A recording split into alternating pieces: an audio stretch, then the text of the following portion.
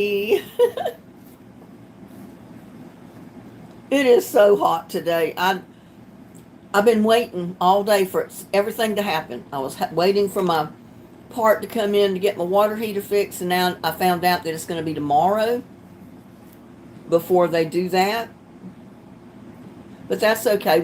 I can handle one more day. I've been waiting for someone to come and cut the trees. The man that owned the lot was going to come with his nephew today. He really didn't want to come, but he was going to. And I told him not to because a friend of mine said he needed some cash. He'd come cut it and we could just pay him. So the owner of the property gave me his phone number.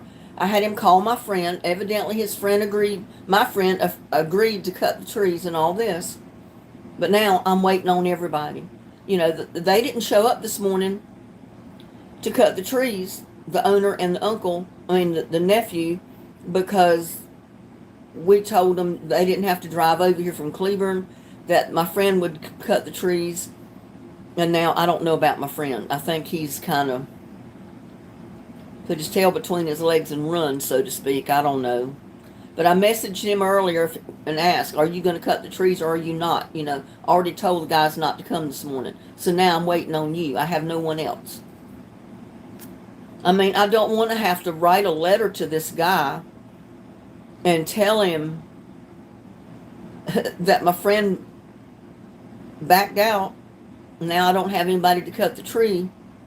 So we're right back to square one. I should not have cared. I'm too kind-hearted. I try to help people if I can. And I probably shouldn't have been that way. I should have went ahead and let the property owner come this morning with his nephew, cut the trees, get it done, be done with it, move on, forget about it. But I didn't do that. So it was my fault. It was my decision to make, and I'm beginning to regret it. I can picture myself getting out there cutting the trees myself, at this point. So there's Shatika, Connie, Gladys, Susan, Kevin. Am I missing anybody?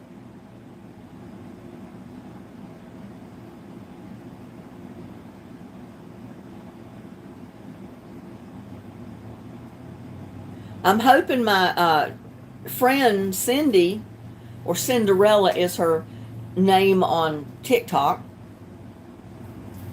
She had a head injury here a while back. She's recovering from it.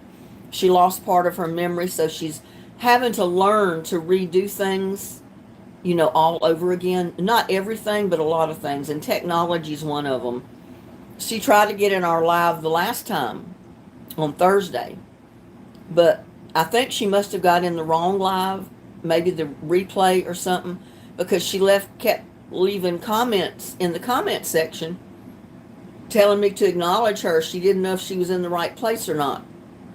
Well, of course, it never showed up in live chat because I think she was in the wrong one. So I messaged her already and told her, I said, well, Cindy, this time look for the pizza. Look for the pizza thumbnail and you'll know you're in the right live, and it's at 7 o'clock. So I'm hoping that she got in here. And maybe she can get into chat, because I told her the live chat box was on the right of the video. And you can type in the chat line and your message will appear just like everybody else's, and you can chat with everybody.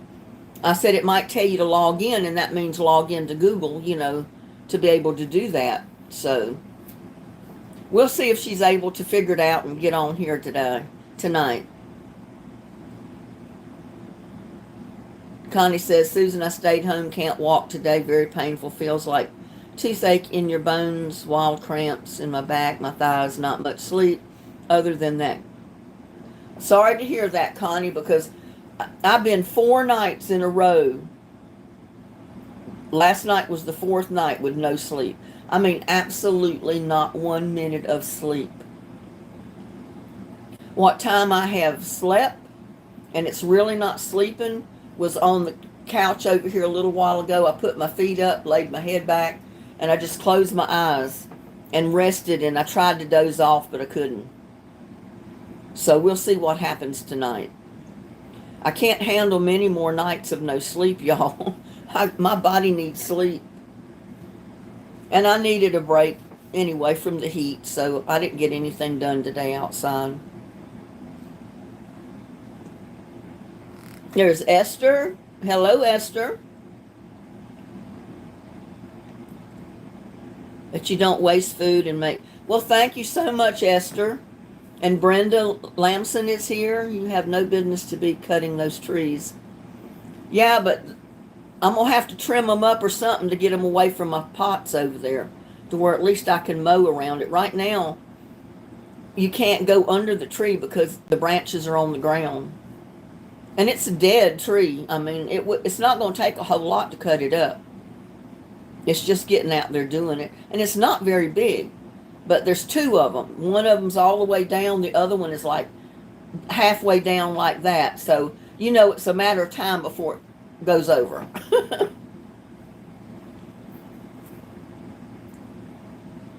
Yeah, how's Brenda and Esther doing this evening?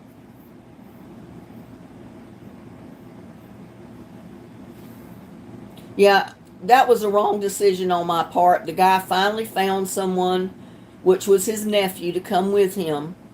And he didn't want to come, but he was going to come because he was going to show his nephew where to go, because he'd never been over here.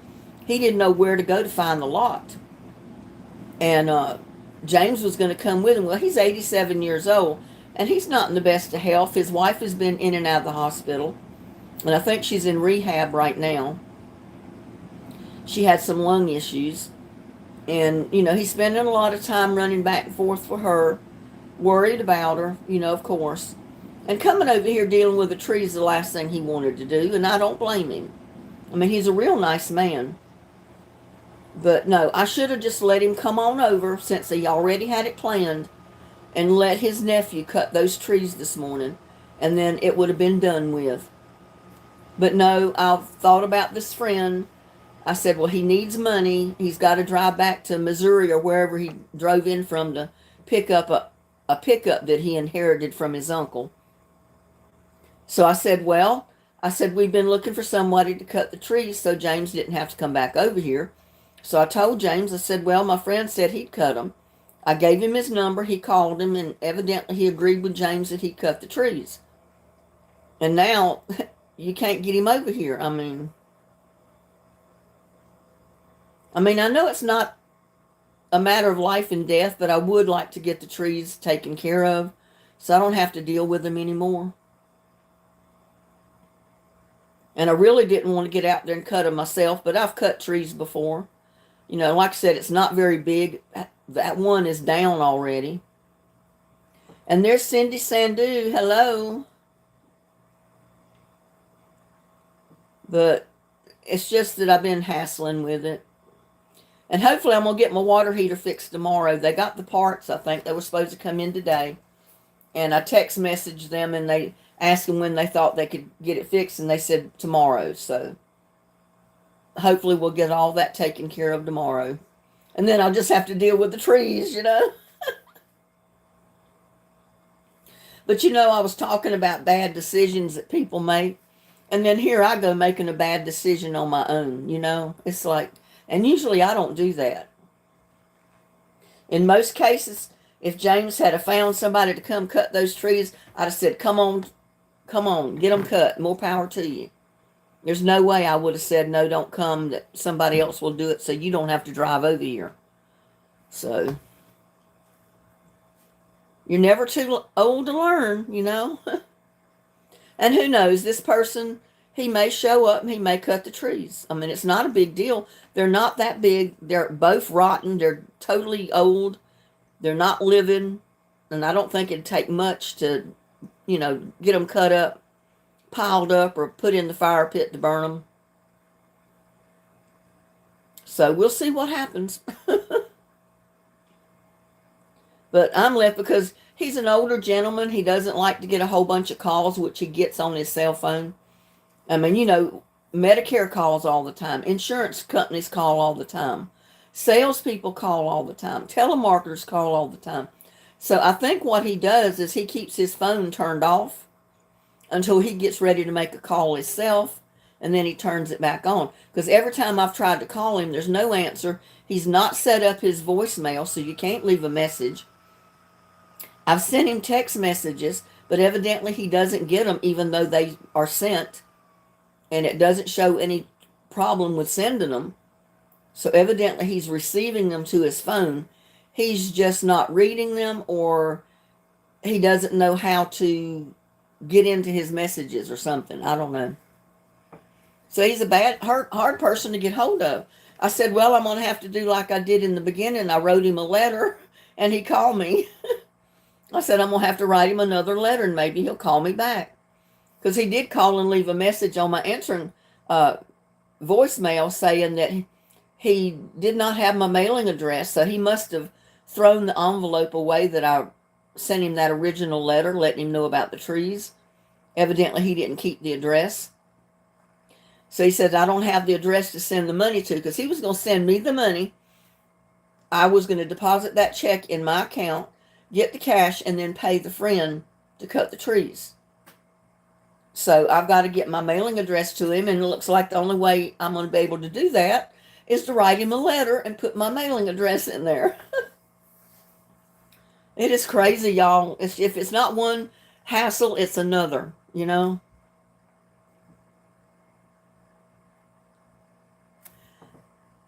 Cindy says, oh, shoot, sorry, I didn't read all that was said.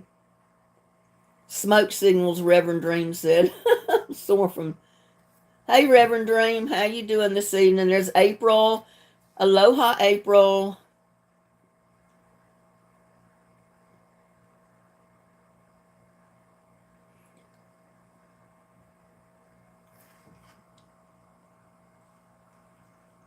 I've seen you got right at 1,000 subscribers, Reverend.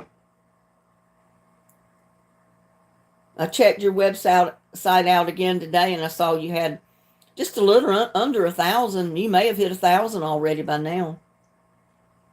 And there's Sheila McDaniel. Hello, Sheila.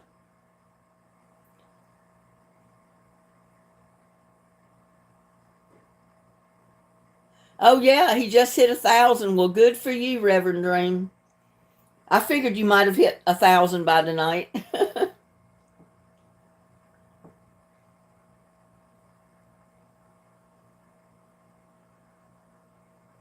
I know, Susan, it's not much longer before I'll hit 6,000. Whoopee! Yeah, yay, Reverend. He hit his 1,000 subscribers. He's got to get 4,000 viewing hours now.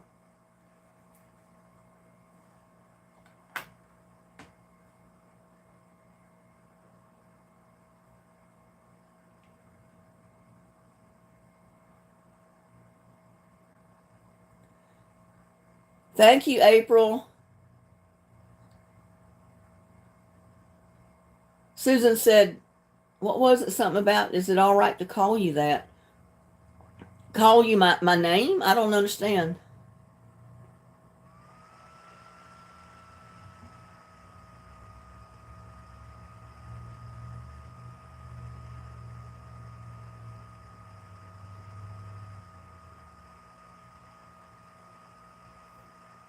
I mean, if you're talking to me, Susan, you know it's perfectly fine for you to call me Linda.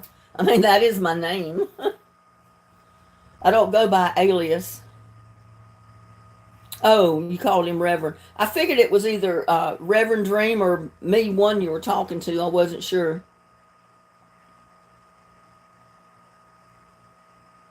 Yeah, everybody give Reverend Dream a whoop whoop hooray for hitting that 1,000 mark.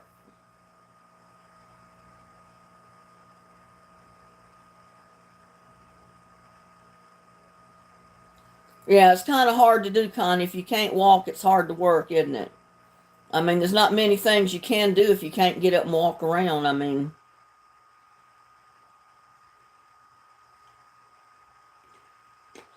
Cindy said she made chocolate chip cookies and clean redecorated the crap out of the kitchen.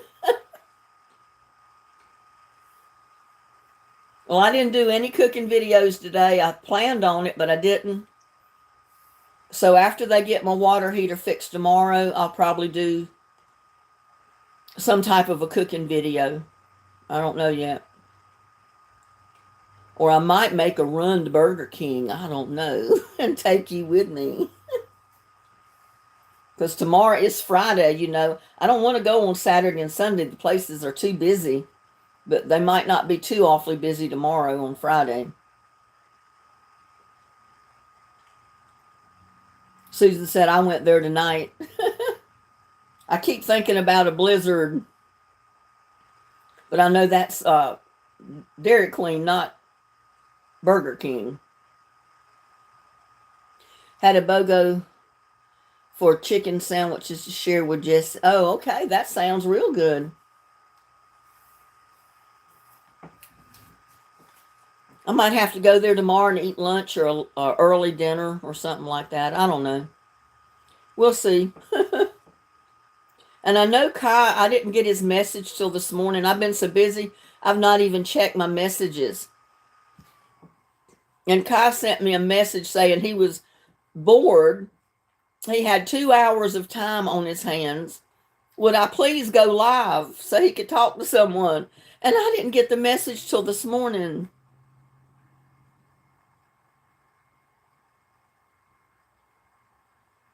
You need to go to the rewards app for different places to get coupons now. You know, I've never thought about going to their rewards apps for coupons and stuff.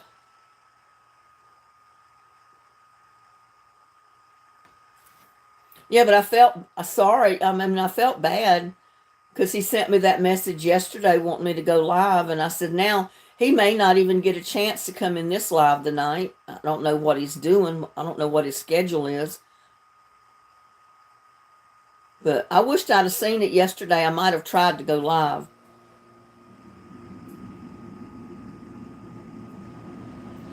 Patty C, hello.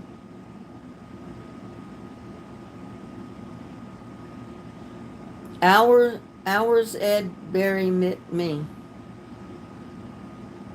I'm not sure what that means.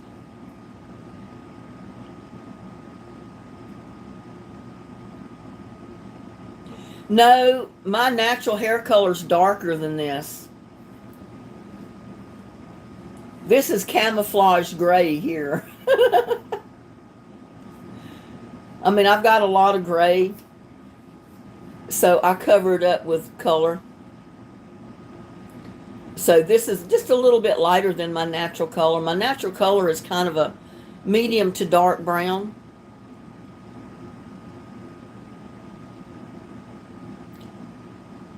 No, I've got a list of names. I've only got 4 so far. I got one suggestion calling him Sweet Tater.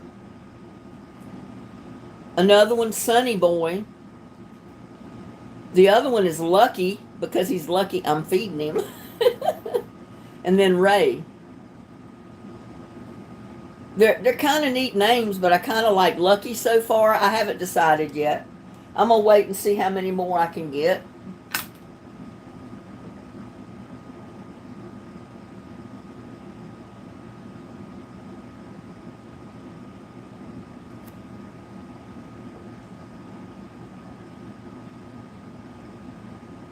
No. My hair is naturally dark brown. Or it used to be when I was younger. Now it's salt and pepper gray. And I color it. I mean, you can't really see. I don't have too much root showing, but it's salt and pepper color. It needs to be colored right now.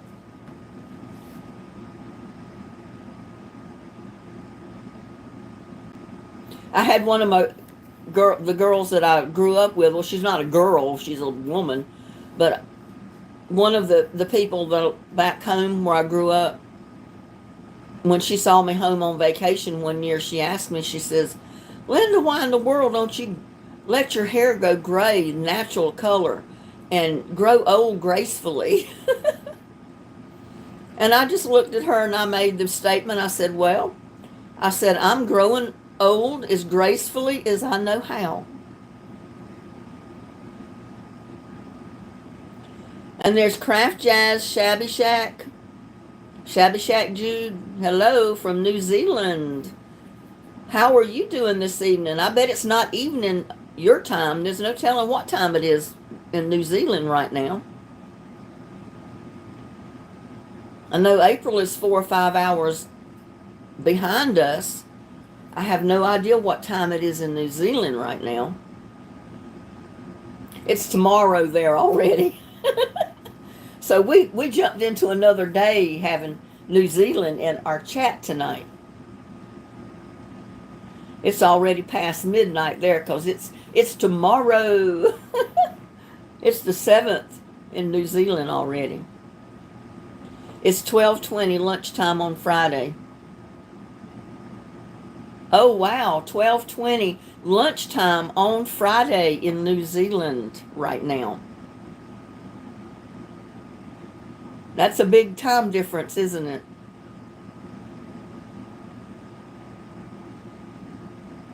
You did a good job, Linda Red. Well, it's actually like oh, I was trying to remember the name that was on the box. It was a dark platinum medium, no, a dark platinum blonde is what it's called, and it looks brown. I mean, it kind of looks like a light brown. You think you're 15 to 18 hours ahead of y'all. Yeah, you're a good ways ahead of us, that's for sure.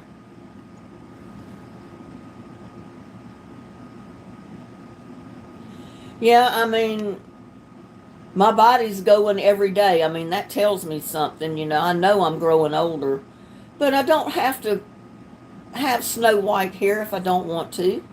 I mean, look at all these kids out there that are bleaching their hair out white, trying to make it look like it's gray. And I'd go to the other extreme. I just keep coloring mine because I can't get used to seeing the white color.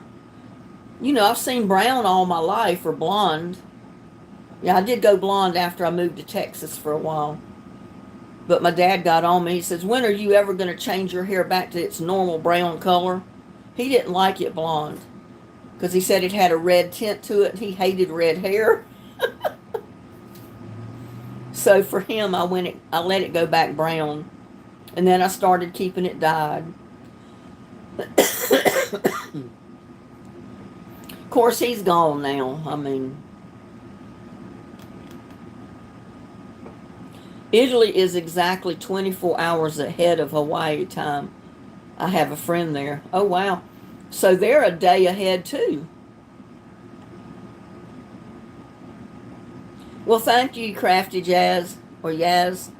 Crafty Yaz, Shabby Shack Jude. Where did you ever come up with that name? It's a tongue twister to say. I like it. I mean, I feel comfortable with it, this color. You know, I put some colors on it that I look in the mirror and I said, it doesn't even look like me. I don't like that color, so I'd have to change it. Like I put auburn on it one time and I thought it would be like a deep brown. It came out dark red and I couldn't handle it. Everybody said it looked fantastic, but I looked in the mirror and it was like looking at a different person. I didn't know myself. So it only stayed that way for about a week before I got rid of that auburn color and went back brown.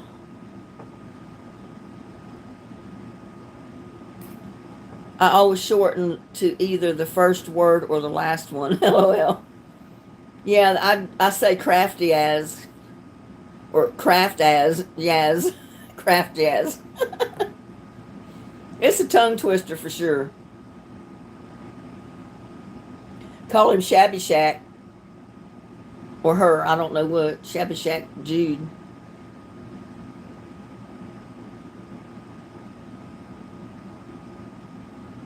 I don't know, maybe. I've eaten healthy most of my life.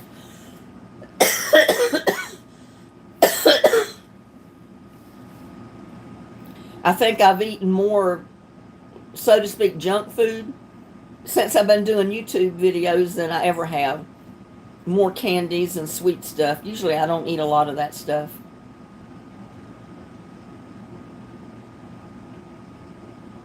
Yeah, I was hoping Cindy would find us. I don't know, Cinderella. Her name would come up as Cinderella in chat if she ever made it. Let me check down below and make sure she's not leaving comments. Well, the comments don't show. So I'm pretty sure she was in an old live. It wasn't, she was watching a live replay. I don't think she was in a current live that night, Thursday night. It's very hot here. Ooh, 112. It was 93 for a high today, but it seemed like it was 113 as hot as it was with the humidity, after all the rain and the plants. Oh my God, they look terrible this afternoon. But they're not completely dried out. I'm going to try to put some water to them tomorrow after I get my water heater fixed. I know, it's gone crazy. It's gone bonkers everywhere.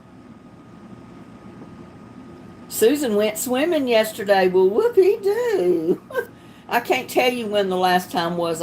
Oh, yeah, I could. I went years ago, right after my husband, my son, and his second wife got together. They came over with my granddaughter one summer, and we went to the city beach swimming, and that was the last time that I've been in the water. And that was several years ago. Sure is, we are having spring weather. Well, it's like middle of summer here already, the way the heat is. But I think our rain has finally stopped.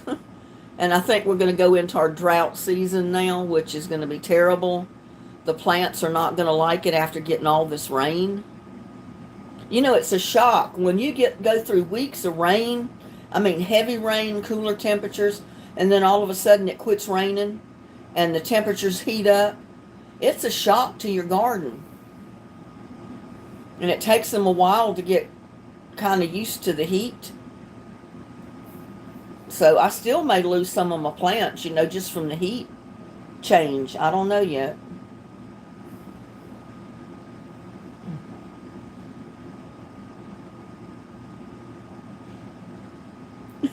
Sheila said, yes, that is Ozzy Krafyaz.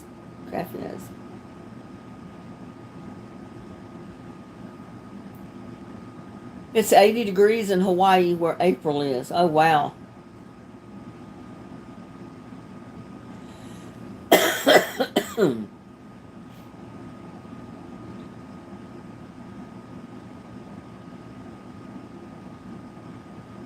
Well, we've had heat advisories today, and it's going to be terrible with the pollen tomorrow. Because after this rain, everything is bloomed out, grass is growing, so pollen is going to be real bad. Had tornadoes in Maryland last night. Wow, that was crazy.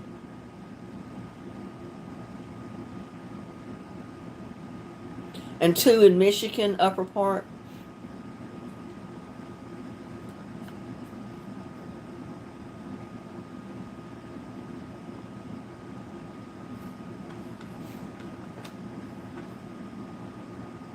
Well, I came across a real good quote I wanted to share with you in this live tonight. It states, "Hope is the only bee that makes honey without flowers." There's a lot to that, because hope, you can't see it, you can't feel it, you can't touch it. So it's like not having a flower there, but still you can make honey from it. You can make something from it, a production from just a state of mind, I guess. 72 in Washington. Wow. You got a heat wave, Connie, compared to what you've been getting.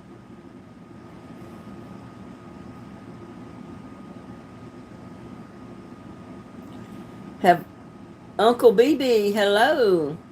Have you ever tried Canterbury bells? I don't know what a Canterbury bell is, so I've never grown any. Was laughing because they had tornado warning but not severe thunderstorm warnings, and the weatherman said it was to make people take it seriously instead of severe thunderstorm with tornado. Oh my goodness. Possible that they might not take seriously. Welcome to chat, Uncle BB. BB Munson. They are pretty Canterbury bells. I've probably seen them before, but I know I have not grown any because I don't remember the name. And I've probably seen them and liked them, but I didn't know what they were. And I cut down most of my morning glories back there. It was, oh my gosh, around the watermelon vines, the marigolds was taken over. So I had to go back there and mow all that down so my watermelons vines could travel across the ground. I think as dry as it's getting ready to be, the marigolds aren't going to, I mean, not the marigolds, but the morning glory is not going to take over that area again for this summer, hopefully, because I'm going to wait. I'm not going to put the weed barrier down.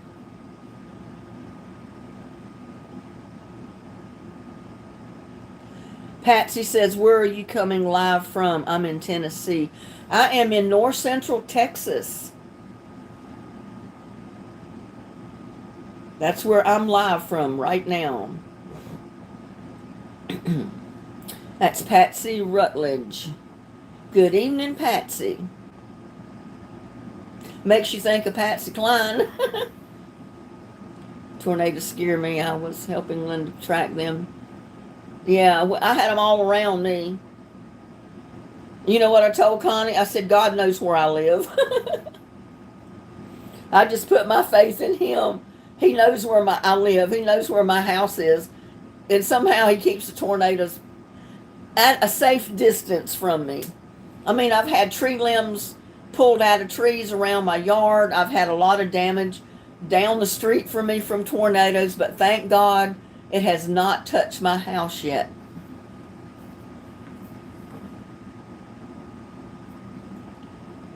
Yeah, that's why the two trees are like 7-foot stubs out there at the corner of my yard, at the corner of my house. A tornado come through and ripped off half of one of the trees and laid it down, and it was still attached to the trunk. My neighbor come up here and cut up the trees, him and his son, and they left those poles basically. He said, well, you might want to put a birdhouse up there. Well, I did, and the birdhouse stayed up there for several years. And the last time we had strong winds from a tornado, I went out there the next day, and my birdhouse was on the ground. And I've not taken the time to go out there and rebuild the platform to put my birdhouse back up, and I need to do that because I had birds living in there. I don't think there was any babies in it, at the time it was ripped off the pole, but they're perennials. They're pretty bell-shaped flowers. I bet they are pretty.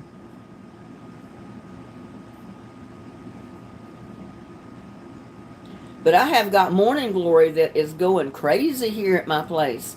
It is everywhere.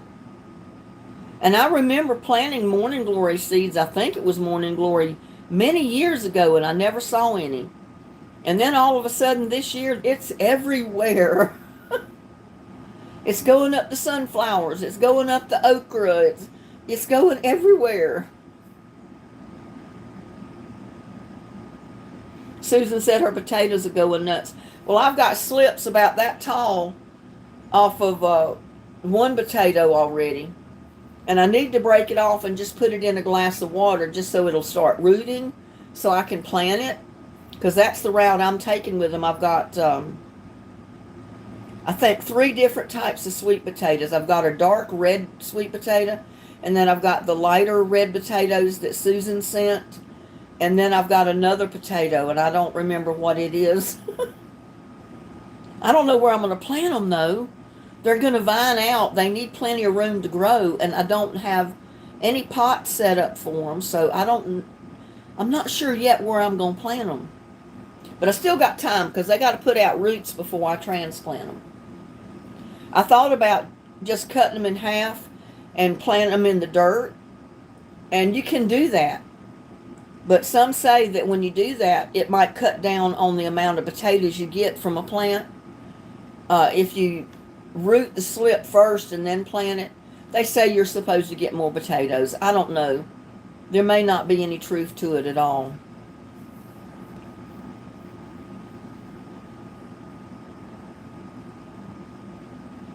Well, give your peppers time. They're kind of slow starters, but when they take hold, oh my God, they start growing and producing like crazy. Uncle BB said that those bell flowers, they get bigger every year. Oh wow, your brother has a beautiful purple plant. He's new to gardening. We have deer and woodchucks. Yeah, you got to watch out for the deer around your garden because they'll eat it. That's like putting a smorgasbord out there in front of them, a buffet table. My brother found that out. He had deer coming up in his backyard. And he said, because I commented on his tomato plants one time when I was there. They were loaded with green tomatoes. I said, oh my God, you're going to have so many tomatoes, you're going to be busy canning. He said, well, not necessarily. He said, I can't even get a ripe tomato. Because he said every time they start turning ripe, the deer eat them. I go out there to pick them the next day, and they're gone already. The deer eat them. And they go down his row of blueberry bushes and eat his blueberries. I said, well, you planted a buffet table for those deer. That's all I can say. Cindy said they're blue, purple, pink, and white.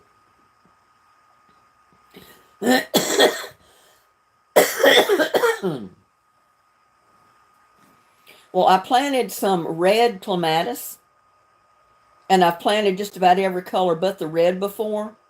So this is the first time I put the red seeds in one of the pots out here at the arbor on the side of the house under the shade trees, because the purple clematis died. I think some kind of worm may have chewed through the roots or something, because the whole vine died. So I decided, well, I'm going to replace it with a red one.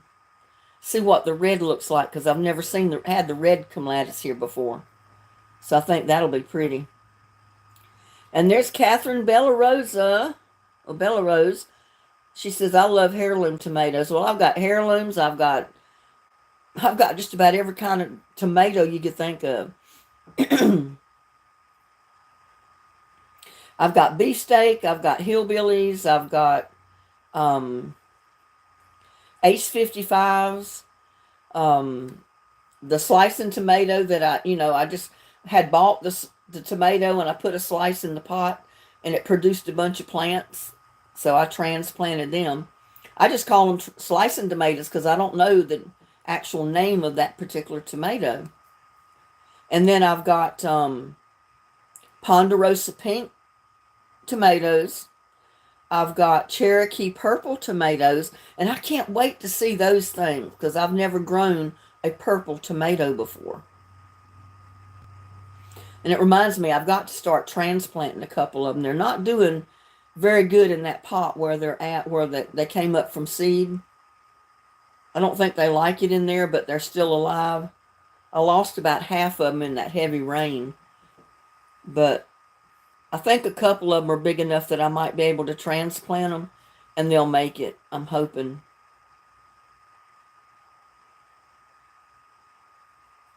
And I've got several tomato plants. The tomato plants are huge. They have one tomato on them. Each plant has one tomato. It's like, what's going on with that? I've never had plants that just had one tomato before. You have purple carrots. I've never planted purple carrots. My carrots are not doing very well. The turnips are taking over the raised bed. I probably should not have planted them together. I wasn't thinking about the turnips taking up so much space. Turnips are growing like crazy, so I should get turnips. And I planted those little those little tiny potatoes that Susan sent that had the sprouts on them. I planted them yesterday in one of the totes out there where I had dug potatoes. And then the little onions I planted in the tote next to it. So I should have more potatoes and more onions coming up. I don't know where Shelly is. Not sure.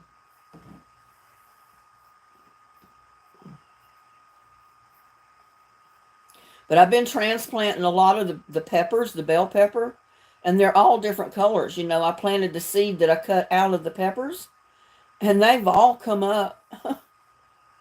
I just know they're bell peppers. They're all different colors. I'll know what color it is when it comes on the plant. I've got jalapenos on some of my plants. And I've got that one melon I need to cut because it's pretty and bright yellow. And when it's that color, I think it's supposed to be ripe. So I don't need to keep leaving it out there, because if I do, I run the risk of it getting too ripe, or some raccoon is going to come across it and start eating it. Because they stole one of my melons last year. I couldn't believe a raccoon could carry off a melon that big, but they say they can.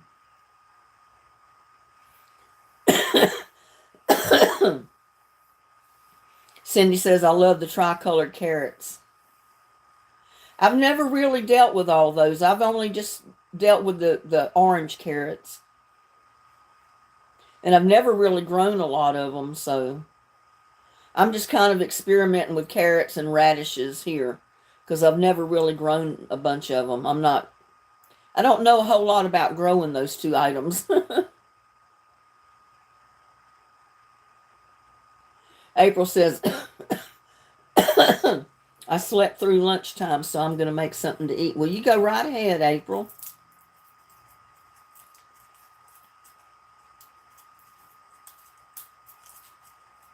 Yeah, I thought I'd give it some more thought about the little stray cat, about his name. I mean, he's not my cat, but it doesn't hurt to give him a name, does it? At least I can say, call him by name instead of, hey, kitty, you know.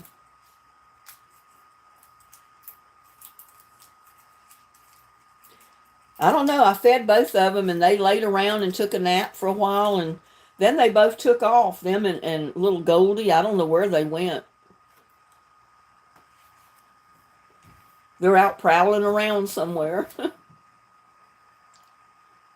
Cindy says, I had 2 cookies for my meal today. Been too busy cleaning. That's the way I get with my garden sometimes. I get too busy to do anything. And a lot of times the stuff that I do in my videos is what I eat, because I don't have time to cook other stuff.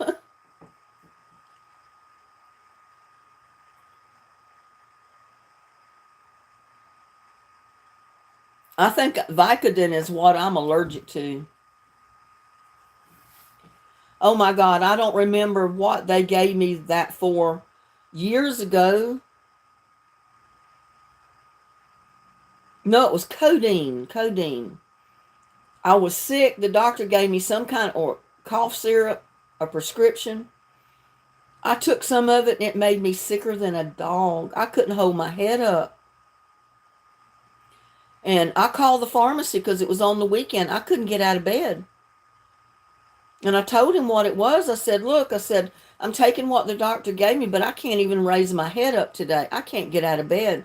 I am so sick. And he said, well, let me check and see what the doctor has given you, because I always get my prescriptions at Walgreens. And he said, I found it already. He said, it's the cough syrup he gave you. Don't take any more of it. It's got codeine in it, and you're allergic to codeine. It's like, oh, okay. Now I know. So I didn't take any more of that cough syrup, and I started getting better. So I know now you don't take codeine. And I don't know, is that Vicodin? Is that codeine as well? Is that another form of codeine?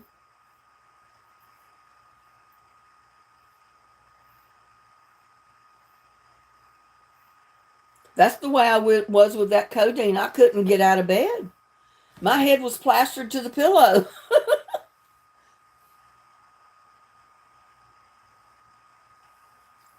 Well, sometimes they don't, you know, they check your vitals. Sometimes they don't look in your record far enough to see what you're allergic to.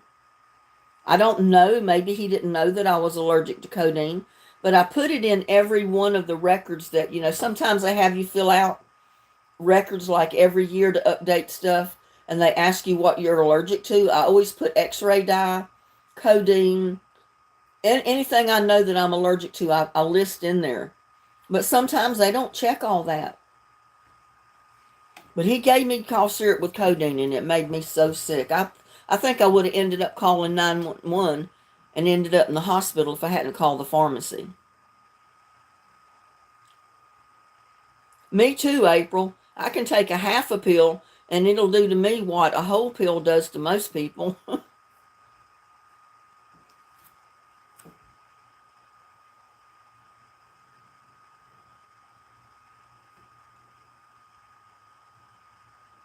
Yeah, I thought it was. Codeine is more for pain. Vicodin is, I don't know what it was in my cough syrup, so I don't know. And there's Amanda. Hello, Amanda.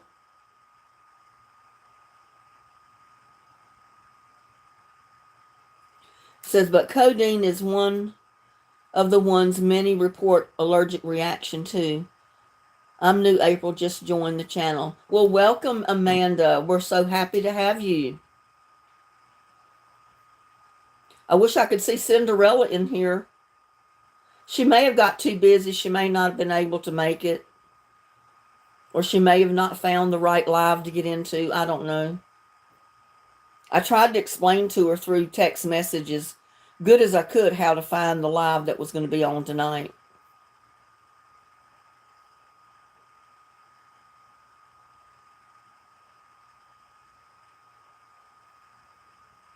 I know, it happens all the time. The doctors give patients so much medications that contain something they're allergic to. Just like me, I found out I was allergic to coconut oil because I had got a prescription, and it was a cream. It was a medication, but it was in cream form. All you did was rub it on your skin, and it absorbed in. After 3 days of using it, I broke out in hives. I've never had hives in my life before, but I broke out from my head to my toes. And I called the pharmacy on that. I said, look, I don't know what's going on, but I'm broke out with what looks like hives from head to toe. He said, well, what are you taking? What medications or stuff have you got? I said, well, I don't really have a new medication that I'm taking orally, but I do have this new medication that is in cream form. And he said I told him it had a coconut oil base. And he said, that's what it is. You're allergic to coconut oil. So he said, quit using it, and all you can do is just take Benadryl. He said, take Benadryl 24/7, and it'll clear it up. It's going to take it a while, but it'll clear it up. So I took Benadryl all the time for several weeks to get rid of those hives. And some people said, well, you could have went to the doctor. He'd give you a shot, would have cleared it up right away. Well, I didn't know that, and I didn't know if he would give it to me or not, so I didn't go.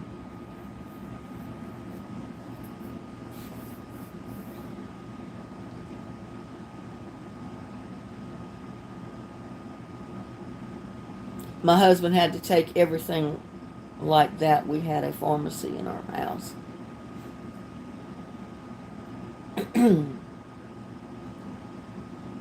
Killers don't help me, even the strong ones. Wow. I'm sorry, Sheila. Oh, goodness. That sounds serious. The spinal cord stimulator. Is Snow White in here? I didn't see her name, but I saw where April has mentioned Snow White. I haven't seen her come in chat, though.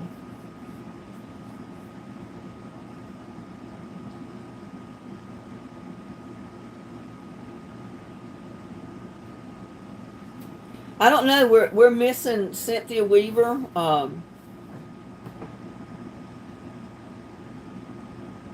And I called her by her real name, and that's not the handle she goes by on YouTube. Can't remember what it is, but we're missing her. We have several people that are not in here that are moderators. In fact, like Snow White, Miss Weaver.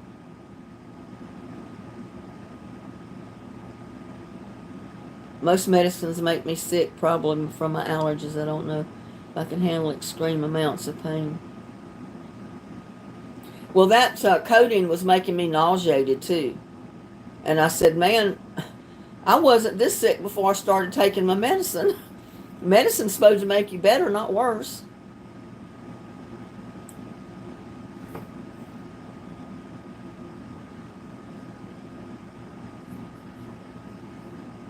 Ladies, I'll be watching. Oh, sorry, Gladys. Her pad's acting up again. My central air has been running nonstop this afternoon. It's been so hot outside.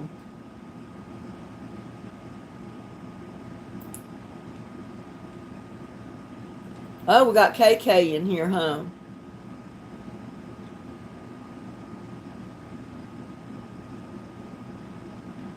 I always forget she goes by a different name when it comes up in chat, and I never remember that she's KK.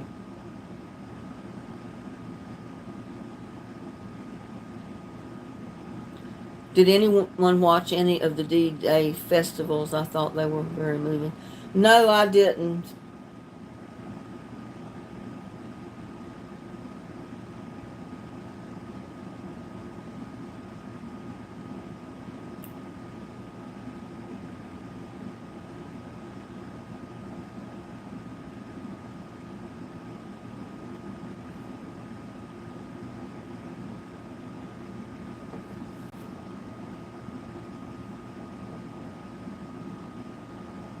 I had two C-sections, and they couldn't numb me with the epidermal so he wouldn't take.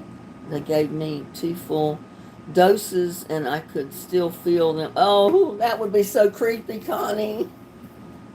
I don't think I could have handled that, but I guess you'd have no choice. I mean, you're definitely not going to get up from the table, are you?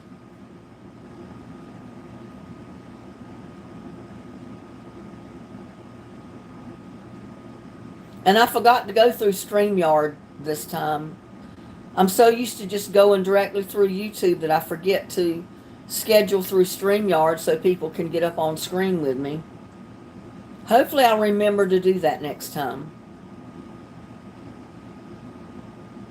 Yeah, that would be a nightmare to me to have someone cutting me open with a scalpel and me feeling it. Oh no. Oh my goodness. I would I'd have heart failure right there on that table. Yeah, they'd have to knock me out too.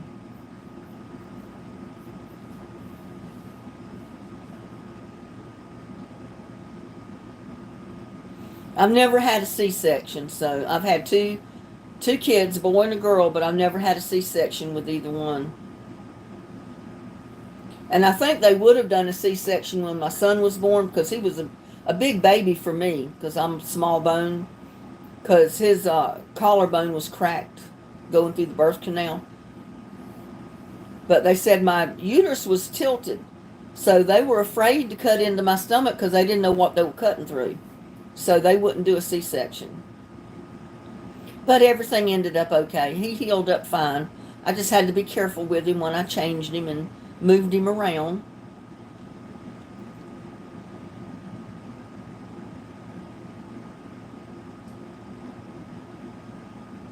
I hope it isn't running constantly without shutting off. Yeah, it's been cutting off every once in a while, but there's been times in the afternoon it gets so hot it just runs constantly. It doesn't turn off because it can't keep it up to the temp or down to the temperature I set it at. And it's not at a cold temperature either. It's like at 78, something like that.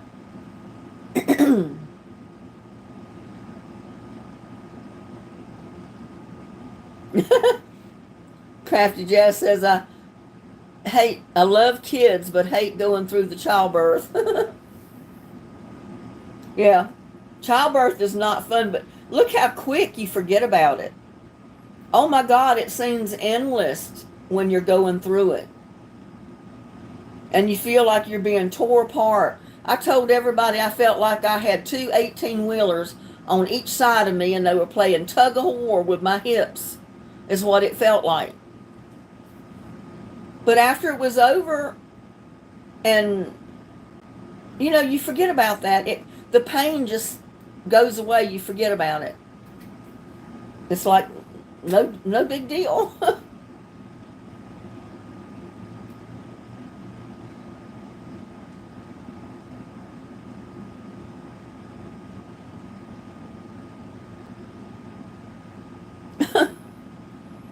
I can't tell you how many times I've parked my car, come out, and I think I remember where the car was. I'll go down the aisle and it's not there. And then I remember, oh, you fool, you parked it on the other road this time. I remember at the last minute, but that still I'm walking around looking for it for a short period before I realize where it's at. And I said, people think I've lost my mind. I can't find my car. But it happens to everybody. I've seen other people do the same thing.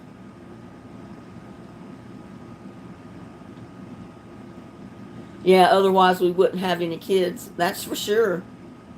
But you forget about that pain. You don't remember the pain.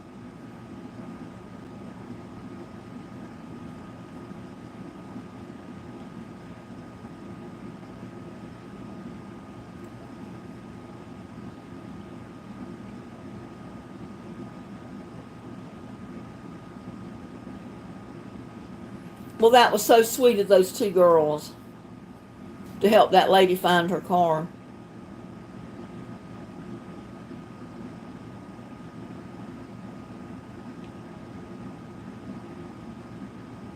And there's Shelley Edwards. How's Shelley this evening?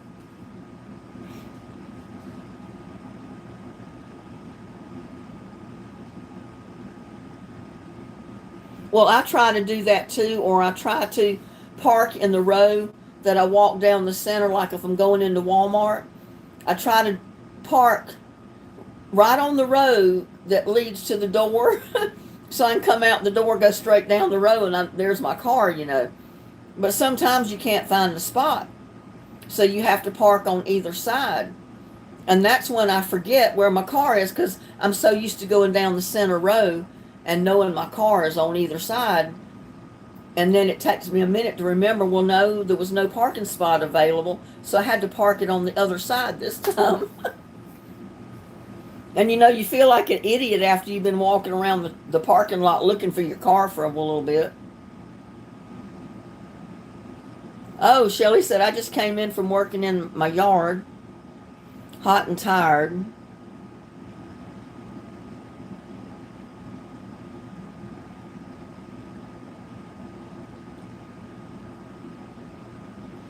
Well, I don't have a handicap permit, but I could probably get one for my back and neck.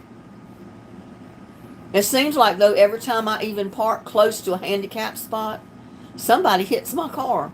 They back into my car or they run into it. So I usually park as far away from the handicap section as I can park. That way they leave my car alone.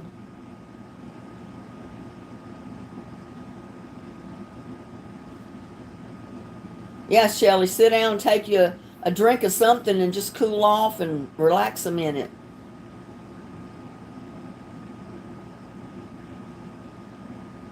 Okay, Catherine, well, you have a good night. Good luck with your husband's doctor's appointment tomorrow.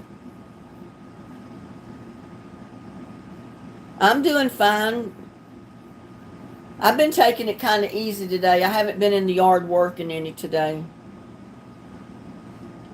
I got stuff I need to do, though.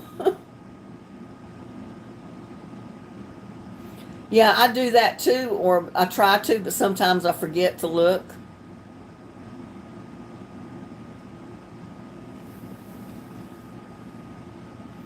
Yeah, as I'm walking toward the door, I'll look up to see the number. I say, okay, I'm on row 9. That's easy. I'll remember I'm on row 9. I can find my car when I come out. It was so funny when I had my red Cavalier. I came down the right road where my car was parked.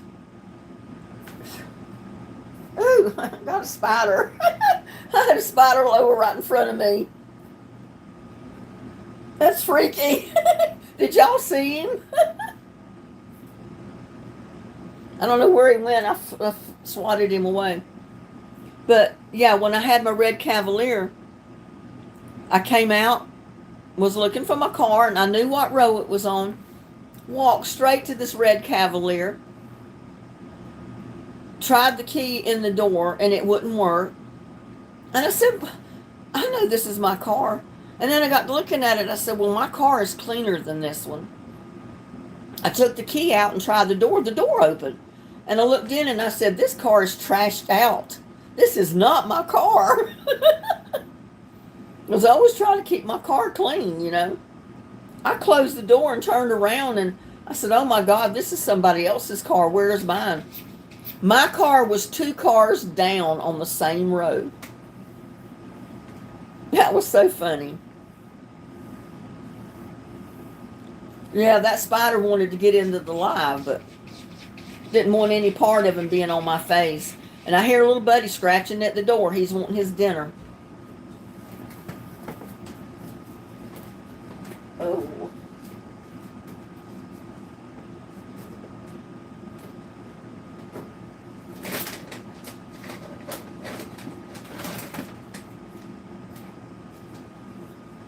Let me go out here and put him some food in his dish.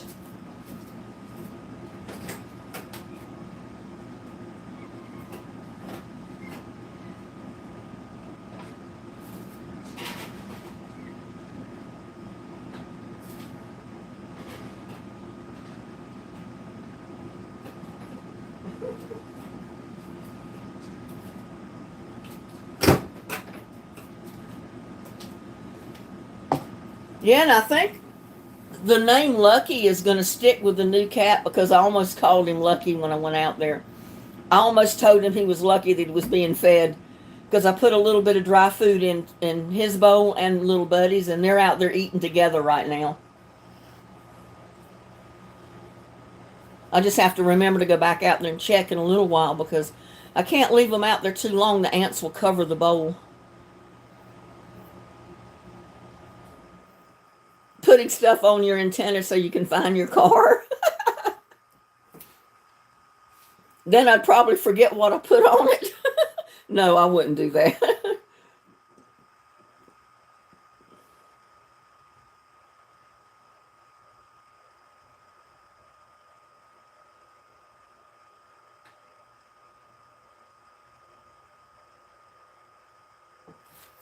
What says Susan says, oh, I had a lady getting into the SUV beside my car, and I waited, and she pushed the button for the trunk, and I pushed the button for my trunk too. I said, wow, how did you do that?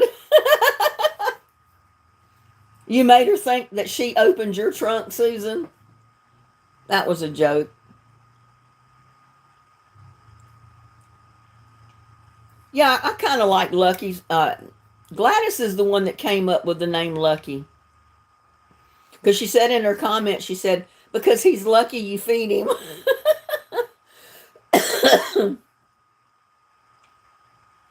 I know cars don't have antennas anymore. They used to you could do that. But they don't have antennas anymore. The antennas are built into in the windshield, that little wire looking thing that goes through your windshield. That's your antenna.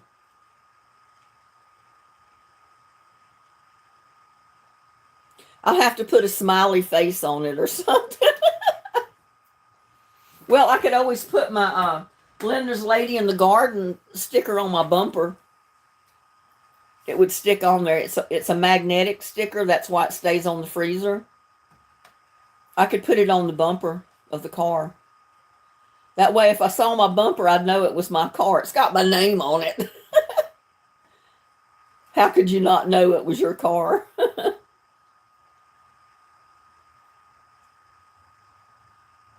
I used to have a big pink rose on the back window for a memorial for my mom, and it made it easy to find because everyone in the world has a white four-door car now. I know when I bought my Nissan, oh my God, I had to memorize my license tag right away. Because every time I come up to the parking lot, about 75% of the cars in the parking lot were gray like my car. And a lot of them were Nissans. It's like, oh my God, I'm never going to be able to find my car parked in all these gray or silver cars. So I memorized the tags, the tag number. That way I can come out, and if I thought it was my car, the first thing I did walking around behind it is I look at the tag and I say, yeah, that's my car. So I go in it. But I felt so bad when I opened that car door of that Cavalier thinking it was mine and remembering, oh, this is not my car. This car is trashed out. And I hurried up and I closed the door and I said, I hope the owner didn't see me.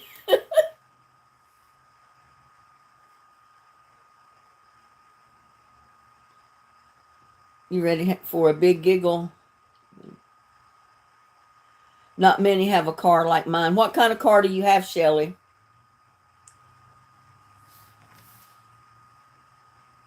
Yeah, I couldn't believe how many people had gray Nissans when I bought my car. Well, the color is gun metallic is what it's called. But it's a gray or silver color. Gun barrel color, basically. But I couldn't believe how many gray or silver Nissans there were. Oh my God. Everything in the parking lot was gray or silver. They all looked like my car. Sheila said, I have a panic button on my remote so I could use that, but that would be embarrassing. Well, if you were being mugged or something, I wouldn't mind using it. It might scare off your attacker.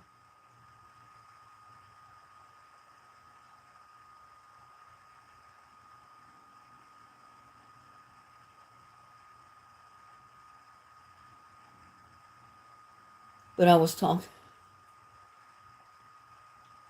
Couldn't figure out why my radio wasn't working in my car when it was just the day before. So I was about to take it to the dealer to check on it, but I was talking to Jessie.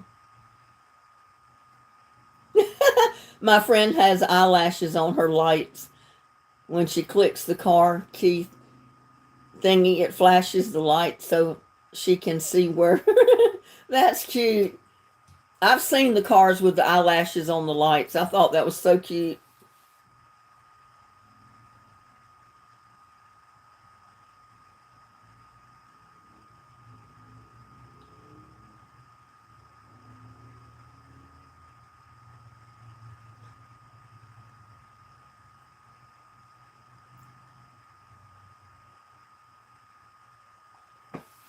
He got him a new bubblegum machine. I didn't know he collected those, Connie.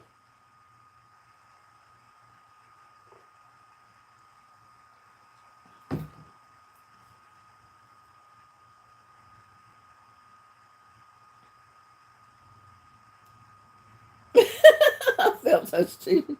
I'm glad she figured out before I went to the dealer like a nutcase.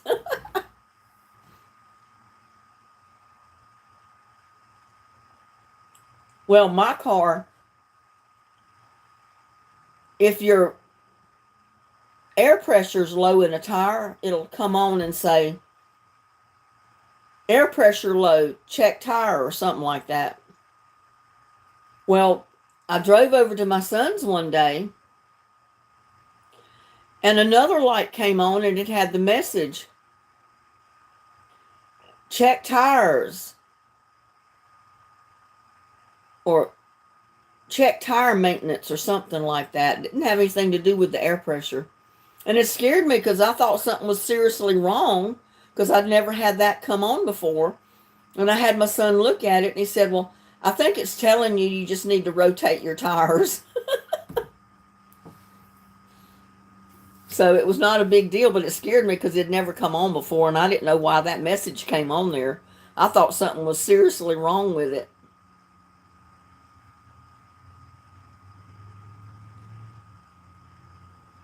Okay, Shelley, go take you a good shower. April says my tire light is always on. Well, there must be something wrong with it. It shouldn't be burning all the time. My pressure light will come on about once or twice every year. It'll come on when we go from cold weather to hot weather.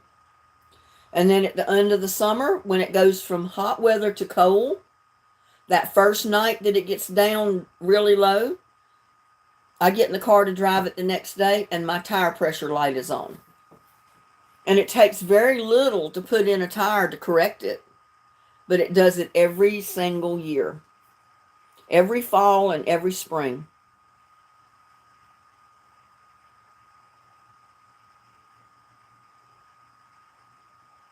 Oh, wow. Well, people like to collect stuff like that, and I guess it is exciting to get a new addition to your collection.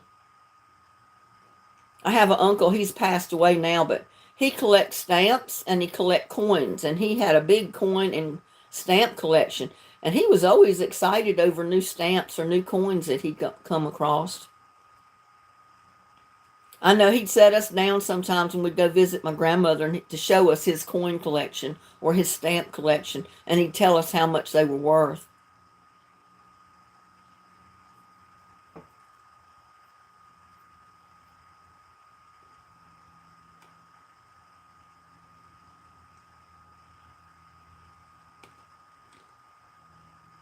Yeah, I need to water. I'm going to do that tomorrow, I think. I'm going to try to wait because I water them on Monday, and then I'm going to try to wait halfway in between and then water them tomorrow, because then, that'll give me, 3 days till Monday to water them again? Or do I have it backwards? Because there's 7 days to the week. Why couldn't they put an even number of days?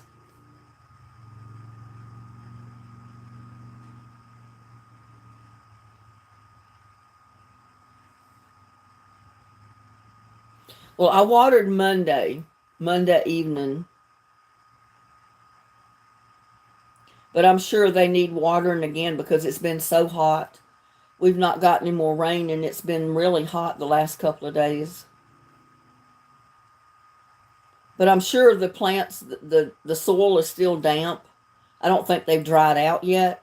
It's just the humidity from the pot that hits the plant in this heat that makes them wilt. And then at night when it cools off, they kind of revive themselves. That's when I usually water them, is at night, late, or in early in the morning. In the middle of the summer, when it gets so extremely hot, I'll wait till it gets dark. I'm out there watering my plants with a flashlight. Or I turn outside lights on and I'm out there where I can't see with a flashlight, watering my plants. Because you can't water them during the middle of that hot afternoon. It burns them up. It'll literally cook your plants to water them.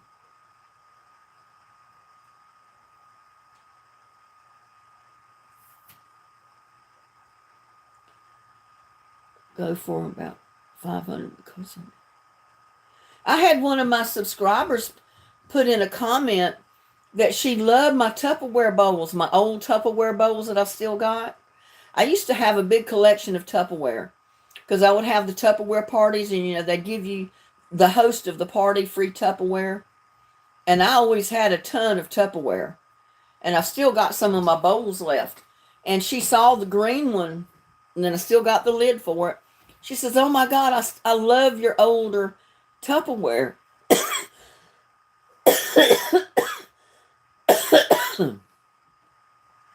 She said, "Those bowls are worth a fortune today." And I said, "I need to look those up and see how much they are valued at." I never thought about them being worth anything. But I've had them probably 50 years. Probably got them when I first moved to Texas or before. I don't remember. But I've had them for many, many years because, some of them split and cracked or got burnt by the burners over the years and I got rid of them. But I still got the cake holder, which is a Tupperware, the cake carrier. I've got that, and I've got a bread box that's Tupperware. I've got another flat, like cupcake pan with a lid that's Tupperware. And I got several of the bowls. I got an orange one and a green one with the lids. And she seemed to think that the old Tupperware that I had was worth a fortune. So I need to check it out. I may have a gold mine in my kitchen and I don't even know it.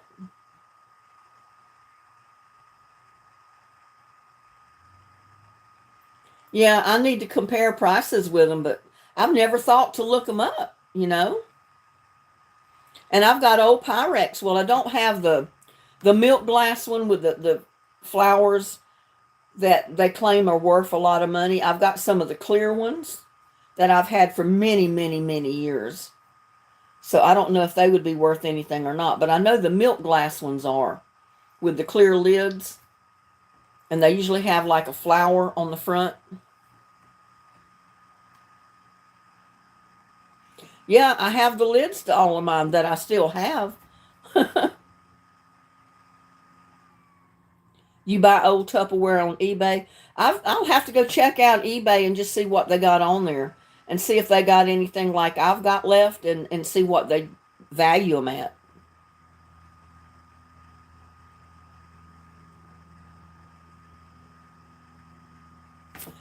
Linda, I'm going to go. Someone in your website is trying to control or tap into or control my equipment. You need to check your people. Really, see you later. Well, I'm sorry about that, Dolores, but I don't see how they would be able to do that through a live chat, or why they would even want to. It could be somebody else trying to do it, but I don't think it's anybody in my live chat.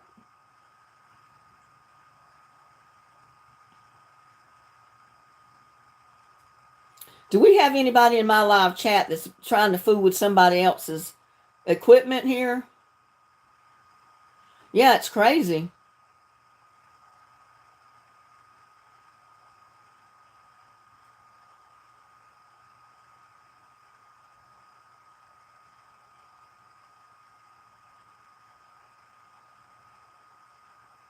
Yeah, I have to check the value on them. But that's crazy. I'm sorry someone's messing with Dolores, or she thinks somebody from my channel is trying to tap into her equipment or whatever. I've never had anybody say that's happened before.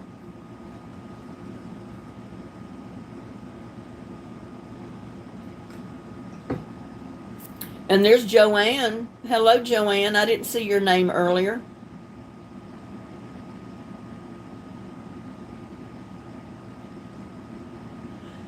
Yeah, I'm a computer person. I studied computers in college, but I wouldn't know how to go about messing with somebody else's equipment through my live chat.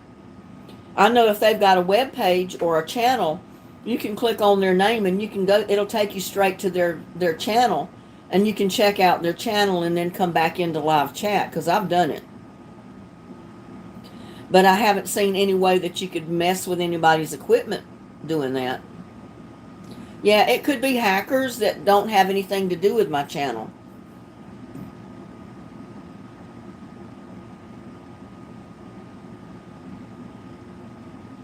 Yeah, Connie, that's kind of me. I know a lot about computers, but I wouldn't know how to go through chat and get into anybody else's business. Except, like I said, clicking on their name, and then it takes you to their channel if they have one. It'll take you to their profile page. But once you're there, there's not really anything you can do to do anything with their channel or their equipment, really. Yeah, you can get hacked on YouTube, that definitely, and that could be what's happening. Somebody may be trying to hack into her system, and it may not even have anything to do with my chat.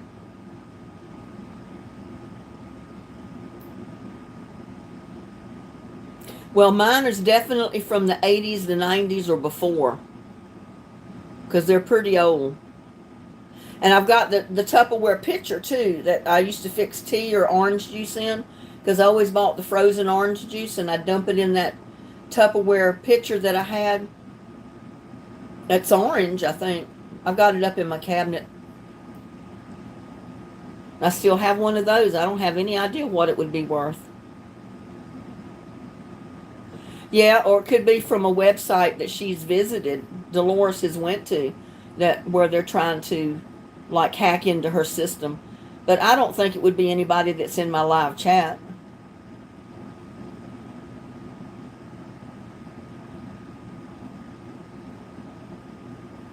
Yeah, it does pay to do that, Crafty Jazz. Or Craft at Jazz.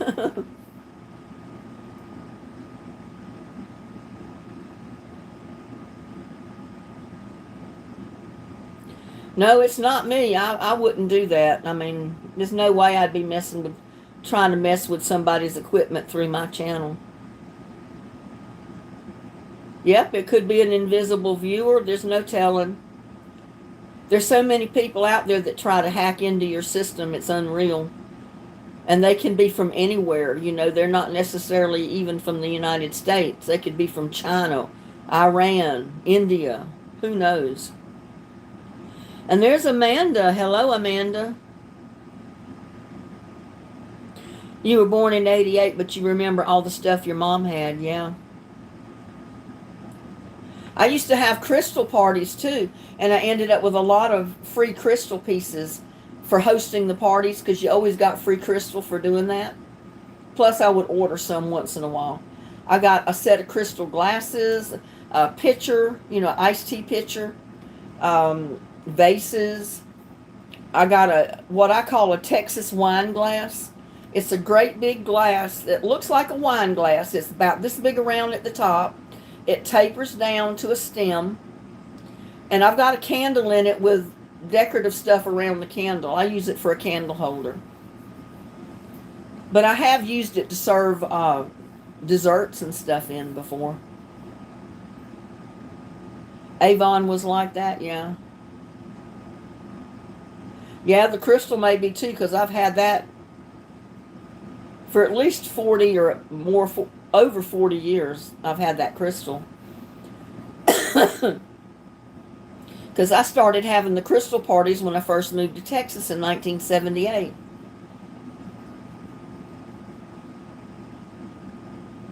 And I was giving Tupperware parties back then, too. Hello, Amanda. Welcome. Does it ding when you ping it? I don't know what you're talking about, Susan. What ping when you ding it? Or does it ding when you ping it? I don't know what you're talking about.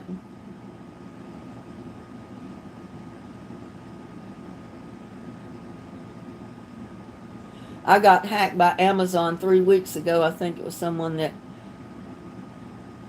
Oh, they charged over $1,000 on my card in 4 minutes. My bank blocked it and contacted me within 5 minutes of it happening. Yeah, my bank is really good about that. If people try to put charges on my debit card, they block it and call me. Because if it's unusual looking to them and they don't think I have a habit of shopping at that particular place or whatever, they'll call me. Like one time, someone got my card information and they went to Spain and they tried to charge a little under $300 worth of merchandise at a store in Spain on my debit card. The bank called me. They said, Linda, we know good and well you're not in Spain. Did you give anybody your card to use? Someone's trying to charge almost $300 on your debit card from a shop in Spain. I said, no, it's not me. And I said, I didn't give anybody my information to use. And they said, well, we didn't think so, so we blocked it. It's not coming out of your account. Yeah, and unfortunately, I know who it was, but I can't prove it really. So there's not a whole lot I can do. I just didn't have to pay that bill. It didn't come out of my account.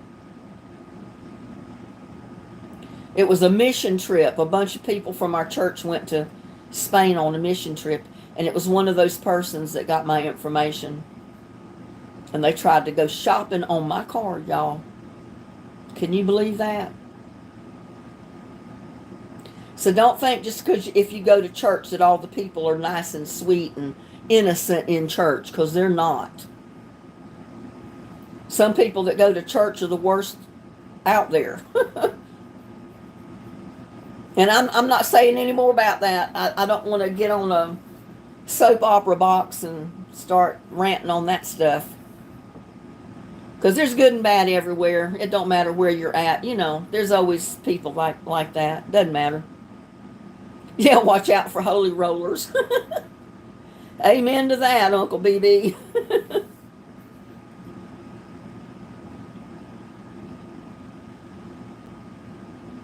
And I was working on the sales floor in Fort Worth in the office. I worked there for almost 10 years. And I had a habit. I trusted people.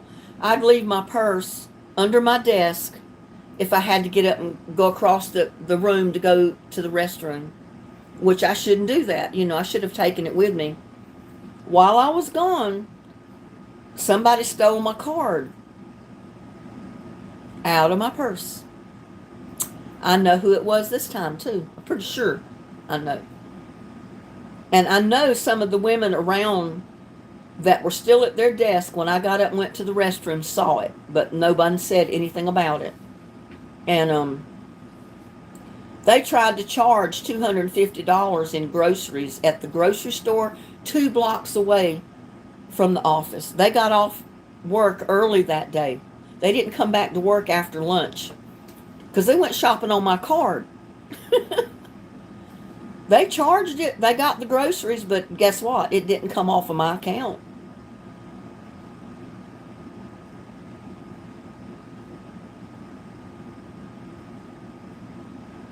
They give people a bad name. I know banks have gotten wise to all that stuff. People will get hold of part of your information, and then like they go to Walmart and they try to charge stuff on my card, and they might not know the PIN number or something, and they keep trying to enter it and it keeps getting declined. Well, the bank knows something's wrong if that happens, and they'll block that charge. Because I've had that happen several times. Someone somehow got hold of some of my information, and they tried to charge stuff right at Walmart, and it kept being declined. And they called me and they said, were you trying to charge this to your account? And I said, no, I haven't tried charging anything today. I haven't left home. So the people didn't get away. I mean, they may have gotten away with it, but they didn't get anything. They weren't able to charge on it. And of course, the bank canceled my card, sent me a new one. Oh, that reminds me, I just got a charge on my debit card for $39.99. And I'm telling y'all this because you need to be aware of it in case it happens to you. I've been dealing with this company for 3 years. The first year, I had a charge on my debit card for over it was like $149. And it was game entertainment, stream entertainment, something like that. Well, I went to the website to see what it was. And it was movies that you could buy or games that you could buy or rent to play online. I never do that. But somebody got hold of my name. They set up an account under my name. They got my card information. And they put in a password that I didn't know. So when I confronted them, they said, well, go in and cancel your account and that'll get rid of it. And I said, I've tried. I said, I don't have the password. I can't get into that account that they set up. So after going round and round with the company, they first told me they were a third party billing system, that they didn't know who the charge was from. I told them, I said, don't think I was born yesterday. I said, if you're a billing company, you know who you're charging people for. You know, they don't send out bills for companies, and they don't know the companies they're sending bills out for. So they finally gave me the name of the website, and I went there. And I went round and round with them, and finally they said, well, we'll take the charge off. We'll cancel out your card. It'll never happen again. Guess what? The very next year, I got the same charge. It was an annual charge of $149 for membership to this game and movie website. Well, we went round and round. Then I had to threaten them this time to sue them before they would even say they were going to refund my money or anything. Well, they swore it would never happen again. Guess what? Last month, May 29th, I think it was, they charged me $39.99. And get this, it's a recurring charge. If I had not caught it, they were going to charge me every single month for that $39.99. So I had to confront them. And they did the same thing. I contacted the number that it said to contact for billing. They say they were a third-party billing company. They didn't know who the company was that they were sending the bills out for, or they were charging people for. I said, that's bull crap. You know exactly who you're charging people for. You just don't want to tell me. Well, they finally gave me the name of the website, and it was that same movie and game website. So you join, you pay a membership fee yearly or every month, and then you get all these free games and free movies. I never join those things. I can't afford it. Well, I called the customer service number on that website. Guess what? She tried to tell me she was a third-party billing. I said, give me a you-know-what break. I said, this is the website that's sending out the bills. This is the website you're billing from. Don't tell me you're a third-party billing agency and you don't know who you're billing for. You're on their freaking website. And I told her, I said, I've dealt with you people for 3 years and I'm getting tired of it. And I said, it's already showed on my statement that it's a recurring bill and it's going to repeat June 29th, I think. And I said, you better refund my money on this one. Close out any information you have on me and stop this nonsense, because you're going to be held with a lawsuit. I'm tired of it. Well, she closed out the account, and to try to make sure, I tried to go back into it, try to bring it back up to where it would ask me for my password to get in. My name didn't even bring up anything. So I said, well, I know she's at least deleted it out this time, but I've got to stay on guard. I've got to watch my statement every single month. And you do too. You need to watch your statement every single month to make sure these companies are not slipping charges in on your cards without you knowing it. Hi there, Tenny. How's Tenny doing this evening?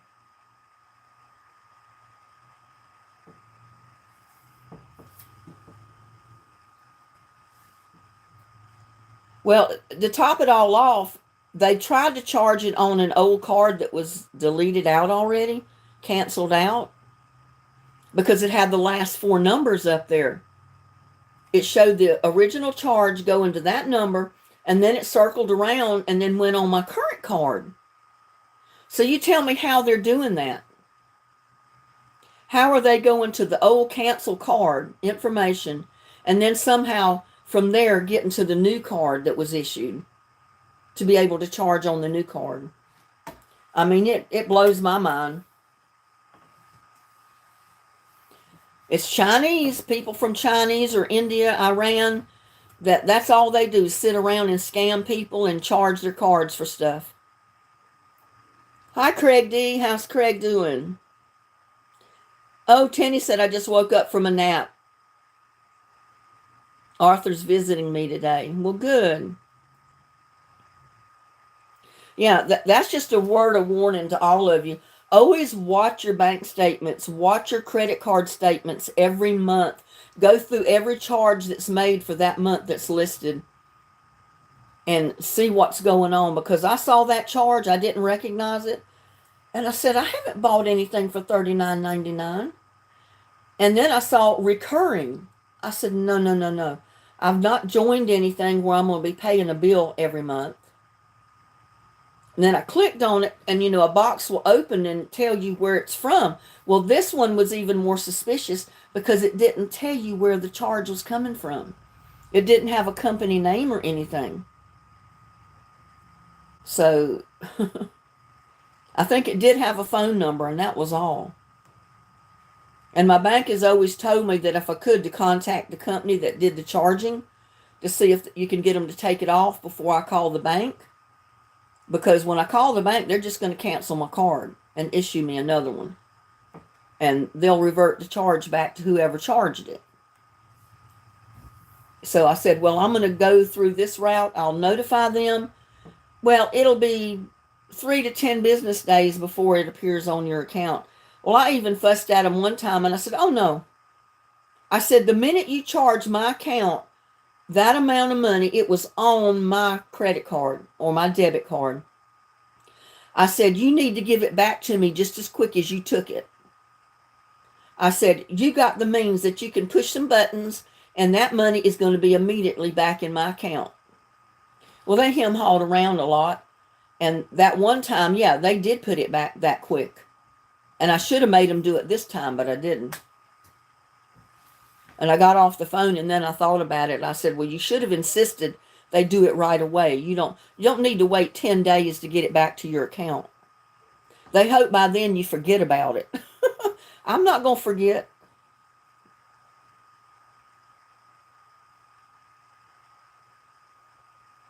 Exactly, Tenny. When they take the money, it's immediate. They don't wait 10 days to get their money. I know it's sickening in this world.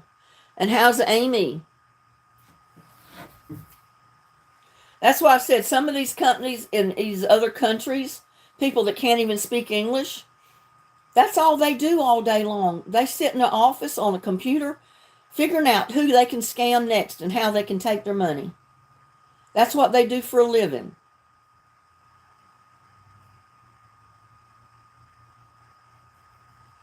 I told the girl, I said, well, what are you going to do when you keep taking money out of my account that I don't know about? And I have checks or charges that bounce on me because there's not enough money there to pay it because you've taken it all. I said, are you going to pay my late fees or my overcharge fees? Oh, I got so mad. I got a rate with that woman. I was using some ugly language, y'all, talking to her. I'll tell you I was mad. All she did was sit back and just be quiet and listen. She didn't say a word back to me until I was completely done telling her off. And then she said, well, we'll close out your account. We are refunding your money. I've already closed out your account as we speak. I said, okay, we'll see next month if I got another charge. Better not have.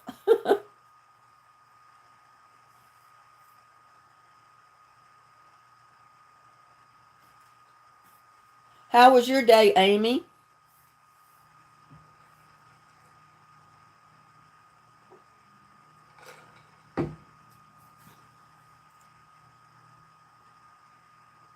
It's just like the pages they used to send up on your computer. You could be online, going to different websites, checking out different things, and all of a sudden, this warning page comes up on your computer, and it freezes your computer. You can't do anything with your computer. And it tells you, do not shut your computer off. Well, I was too wise for them. First thing I do when that thing comes up is I turn my computer off. It gets rid of them. You can reboot, turn your computer back on. Everything's fine. because they're scam artists. They put that page up telling you got malware and viruses and all this stuff on your computer. They tell you this number to call. They try to make it look like they're from Microsoft, and they're not. And then when you get them on the phone, they'll tell you that they want $300 to fix your computer, and they'll do it through the internet. I'll fix my computer. I just turned it off and disconnect you. Hi, Vegan Menu. How are you doing this evening? So if you get a page like that, a warning page, just turn your computer off for a few minutes and turn it back on. They're gone. It was happening to a friend of mine down in Lake Jackson. I told him the same thing.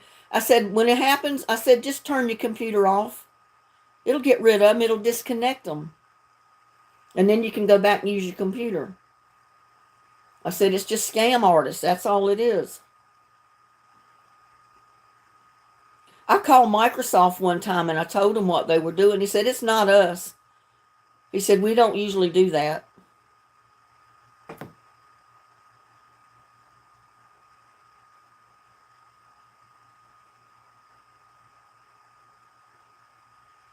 Well, usually with my debit card through my bank, if it's auto billing, it doesn't matter how many times the card number's changed. It goes through my bank account number, so they can still bill my bank account for that money. So I don't miss a payment on like an auto bill. Chips and dip sounds real good, Susan.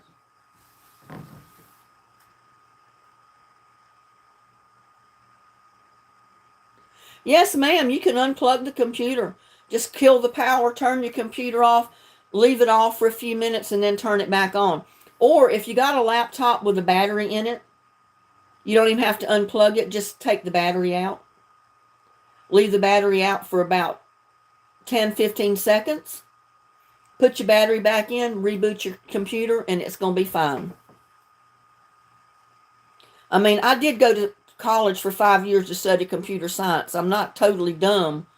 I don't know everything about computers. Oh my God, they change so much and, change things and invent new techniques and all this stuff that I don't know everything.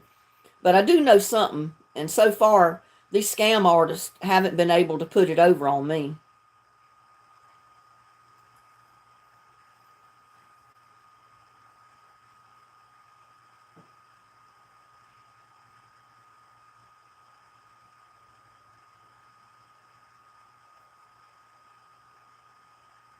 That was my mortgage. Oops. Yeah. Like, I couldn't believe somebody was so stupid is to send me an email, y'all. They sent me an email. They tried to make it look like they were from Capital One, which I had a MasterCard from Capital One. And they sent this email out to me saying that the purchase of my 2009, I forgot what the name of the car was declined for $9,000 and some dollars because of insufficient funds on your account. You need to call Capital One and raise the limit on your card so you can buy your car. First of all, I wasn't trying to buy a car. I already had a brand new car. Why would I want a 2009? So that was a scam. If I'd have done what they told me to do, they probably would have got every bit of my information and somehow charged my card for a car they were trying to buy and put on me.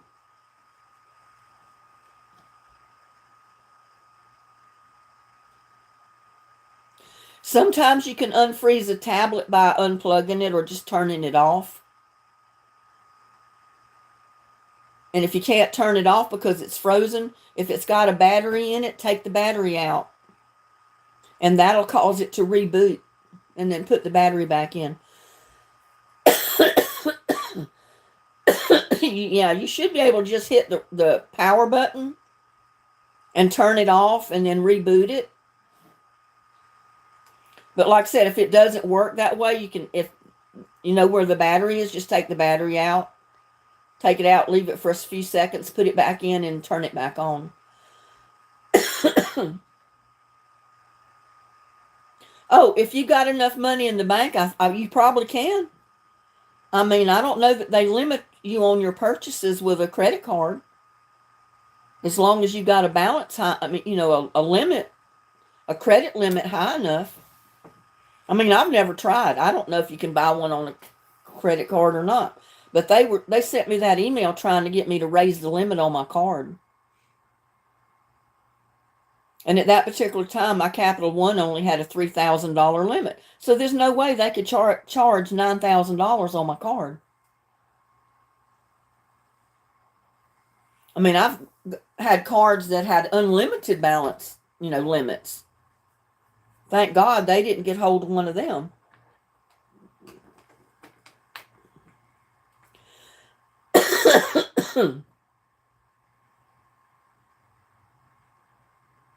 Yeah, I don't know. I've never tried to do it, so I don't know if they would let you buy a car on a credit card or not. But what they might have been doing was trying to get me to raise the limit on my card so they could charge something else. I don't know. But I thought that was kind of crazy. Sending me an email, making it look like it was from Capital One to raise the limit of my card to purchase a $9,000 car.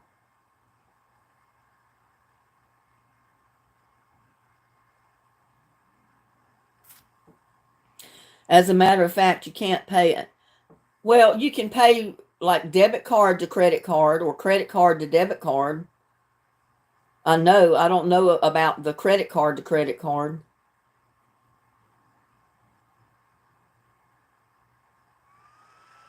It says, well, that is interesting. Guess I have never been rich. I've never been rich either. I mean, hey, that would have wiped me out if somebody could have got in there and charged $9,000 on a credit card of mine. Oh my God. It took me the rest of my life to get that paid off.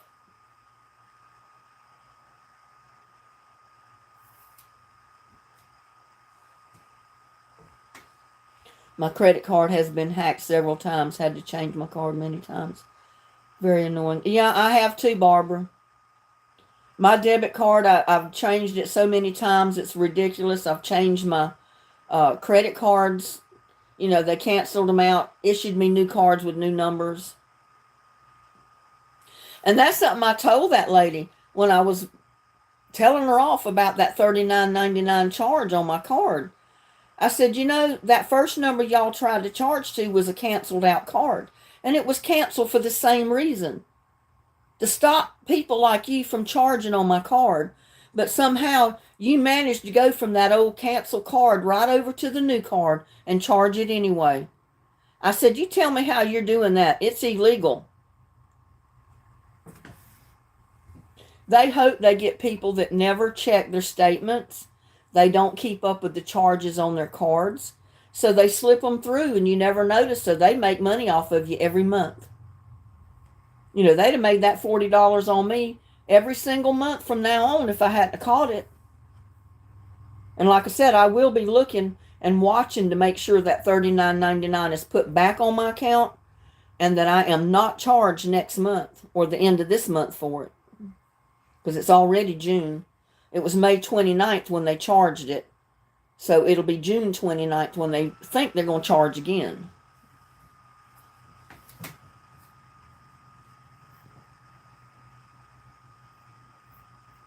Yeah, I just wanted to tell y'all that because I can't imagine how many people this gaming website has stolen money from out of their accounts the same way they're doing me.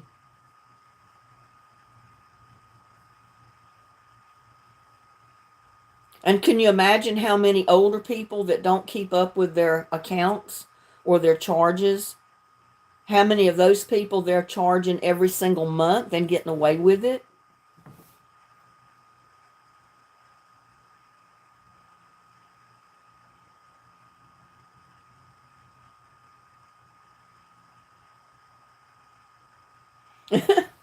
Yeah, I wouldn't see why they would have a problem paying for it with a credit card. But I mean, they may not. I mean, he may have had enough money in the bank to immediately pay that credit card off after he charged the car on it.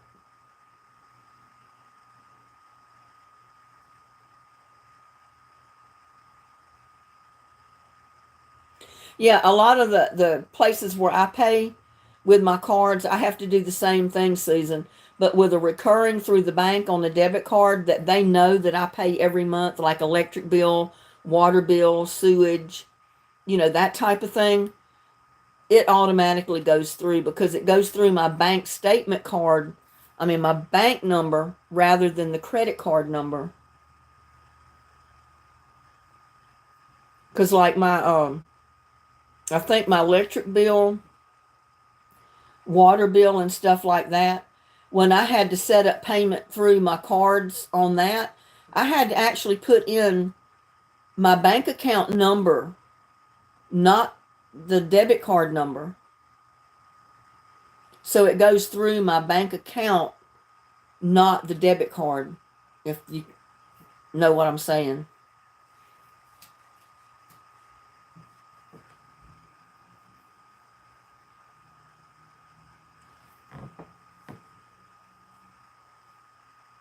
And when I first bought my Nissan, that's the way my payments on my Nissan was. When I bought it, they set up automatic payment, and I had to put in my checking account numbers, information, not the debit card, because it went straight through to the checking account, not through the debit card. I mean, I don't have it that way now because I've got my car paid off, but they did have it set up that way for in the beginning. And my car insurance was set up that way, but when I renewed it, for some reason, it's dropped off of automatic renewal, and I never think to call them and put it back on. Linda, he had millions. That's why my sister changed the will. So none of us got anything. I say more power to her. When he died, she talked crap about him. I love her. But yeah, that's sad, Connie.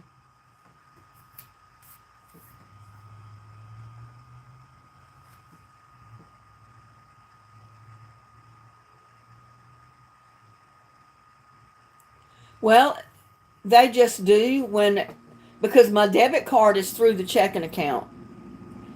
And there's certain bills that you pay like every month, like your utility. Know that you pay it every month. You can put it on automatic, but it goes straight through your checking account information, not your debit card.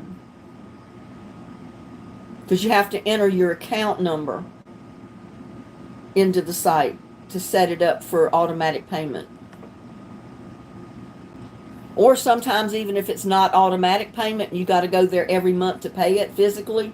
It's still set up to pay through your checking account, the actual number, and not the debit card number. So in that case, it doesn't do any good to steal your debit card if they're trying to charge on those separate accounts, because they don't go through the debit card.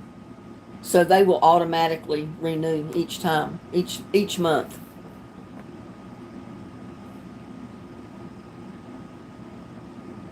Because I don't usually put in a credit card to pay my bills. All my utilities like electric bill, water, sanitation bill, car insurance, all of that is set up on my checking account number, not my debit card and not my credit card. So it comes directly out of my checking account.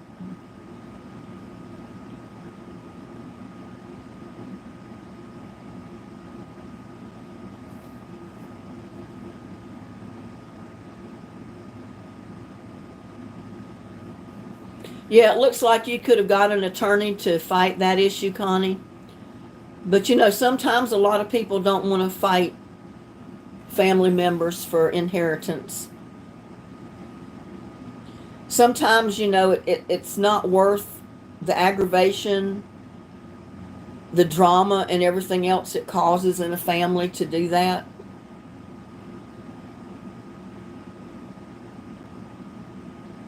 But I tell you what, from what Connie's saying, it would be awfully tempting to take her to court.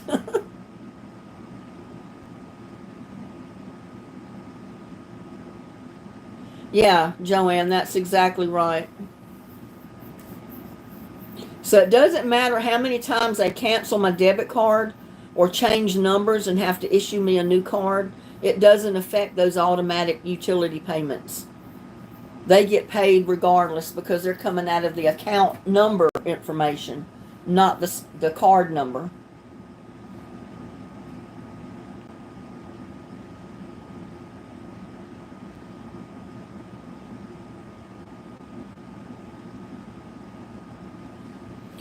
Well, I've never tried to withdraw that large amount of number of money. That would have to be an awful lot of money to withdraw for them to question why you wanted it or to say that they didn't have enough to cover that amount.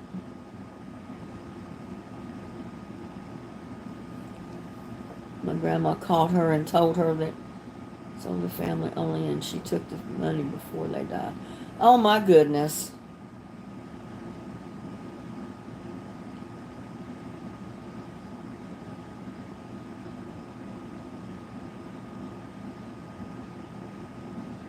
I don't have $5,000 in the bank to take out. I wish I did, but I don't. So I don't even worry about that. But when I get my check deposited in my checking account, by the time I pay my bills, there's not much left. So thieves they're not going to get a lot if they even get into my account. So, yep, the bank protects you. Yeah, they sure do.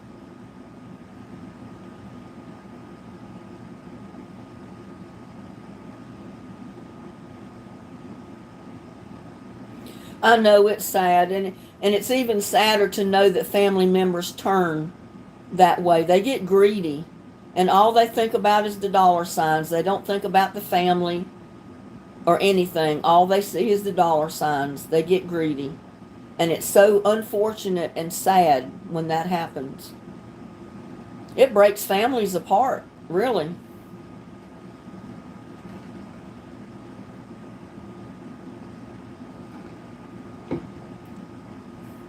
Jack of all trades, master of none. Hello. I don't think I've seen your name in my chat before. You must be a new subscriber. How is Jack of all trades, master of none this evening?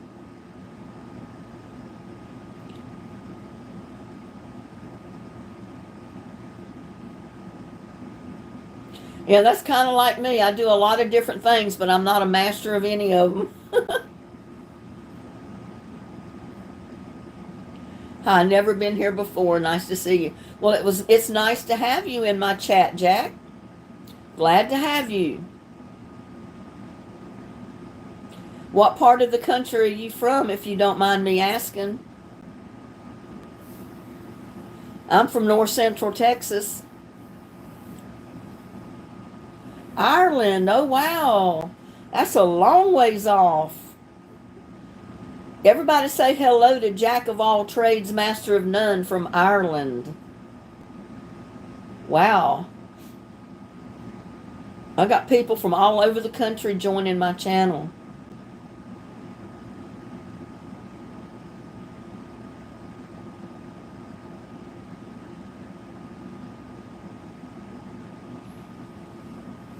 Well, you know, the year before my mom died, she knew she didn't have long. And she had money that she'd saved up from the job she'd had when she was younger. She put it in 401k, bonds, stuff like that. And she cashed a bunch of them in. She had me drive her to the funeral home one day when I was there on vacation.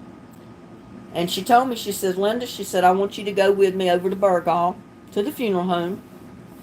She said, I want to go ahead and pick out what I want for my funeral, and I want to pay for it. Because she said, that's the only way I'm going to get what I want. Because she knew some of the family members would get greedy, and they wouldn't care about what she wanted for her funeral, or how she wanted to be buried, or what kind of service she had, or anything else. All they would care about is the money. So she said, I'm paying for mine in advance. I'll pick out what I want. That way I get what I want, not what they want me to have.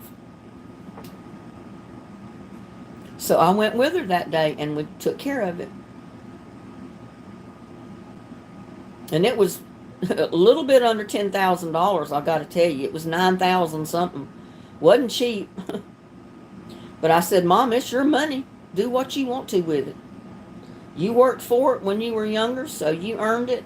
It's yours. I mean, I hated to sit there and listen to her plan her funeral, because it was a sad thing to do. And I know it wasn't easy for her to do, knowing she was planning her own funeral. But it's something she wanted done because she wanted things the way she wanted them, not the way other family members wanted it. And I agree with her, I know insurance, oh my God. I got mine so cheap when I first bought my car. It was ridiculous. I couldn't believe how cheap it was for full coverage, y'all. But the first year I owned the car, I got hail damage to the car. And a brand new car, you can't drive it around owing money on it and it all hail damage. You got to go get it fixed.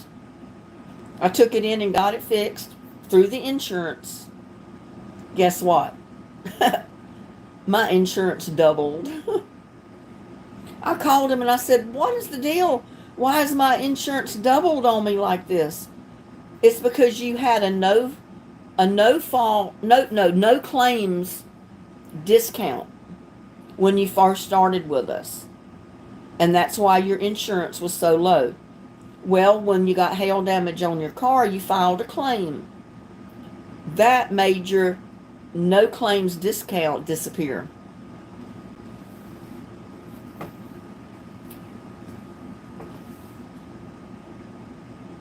Exactly. Account numbers and debit cards are different. Your bank account number will always stay the same unless somebody hacks into the bank. But your debit card number changes quite often, depending on if you find fraudulent charges and that type of thing on your card. But your bank account number will stay the same. And that's how I got my utility payments that are recurring every month, is through the bank account number, not the debit card number. April says, I'm still in the school of hard knocks. I think I've always been there, April.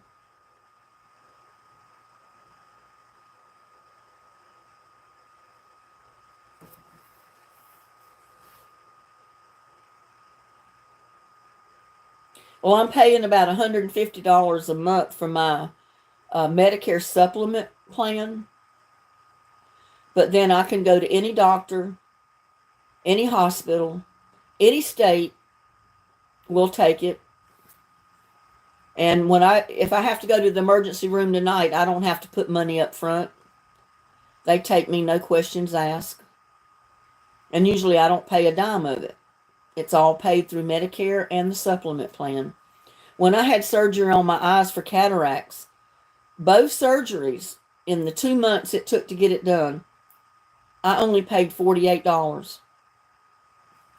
And I don't even know what that $48 was for. But that's all I paid. Yeah, the plan I've got is real good. It's the Plan G.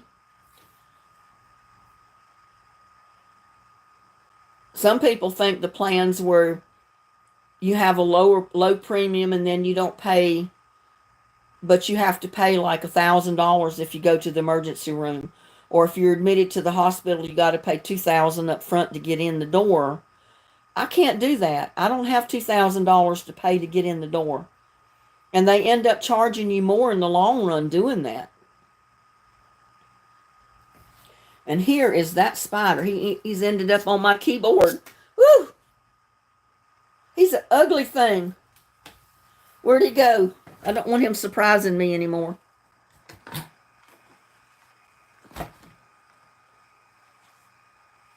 Oh, he's going across the table. Y'all, I don't know what I'm going to do with this spider.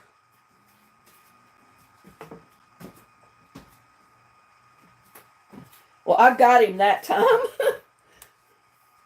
I flipped him in the floor and I stepped on him. So I got a spot in the floor now, a spider spot. But he's not crawling around my table anymore or on my computer. And I can't believe that ugly thing was on the side of my hair. I could feel him moving in my hair. And when I went like that, he got right in front of my face. You can see him on the video. He wasn't a little bitty tiny thing. I mean, he was a small spider, but he was a husky one. Yeah, I was chasing a spider. That spider is a dead one right now because I stepped on him. I don't want any more surprises by him.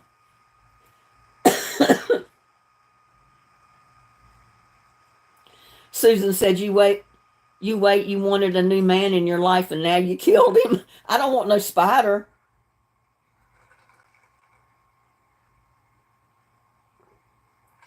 I don't like spiders. I mean, the only spider that I ever let live around me was a granddaddy longleg. And I used to have a ton of them when I used the window unit because condensation would fall on the concrete outside and make a little puddle. And there was all kind of granddaddy longlegs under that air conditioner unit. It was crazy. I mean, I didn't like them crawling around in the house, but, you know, I left them there. I didn't kill them. They weren't bothering me. Little Miss Muffet.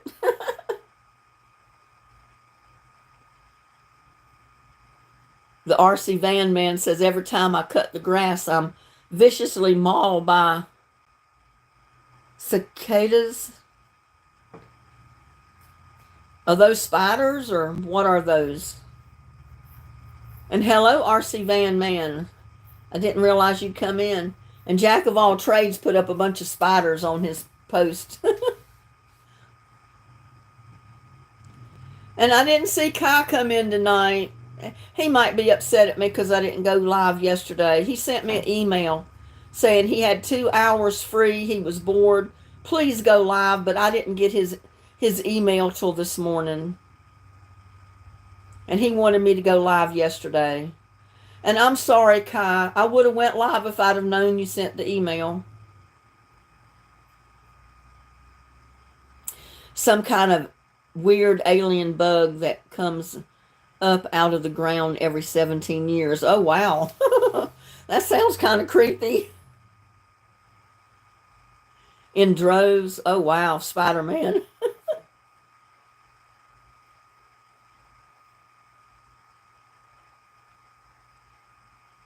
I'm going to lay my head down now. It's late here. Nice to meet y'all. Take care. I will be listening in. Jack of all trades, master of none. Well, I'm glad you came in to chat tonight, Jack of all trades. You have a blessed night. Have a great day tomorrow. And I hope we see you back on my next live. I may surprisingly go live tomorrow sometime. I don't know yet. Because I may take a trip to Burger King or one of them places that I got gift cards for.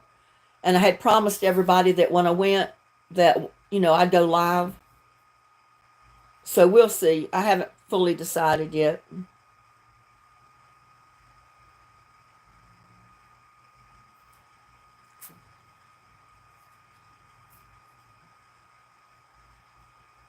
Yeah, we've been on 2 hours again, and time flies because I love chatting with you guys.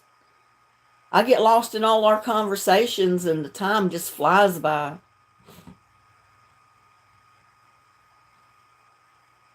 The name is Locust. Oh.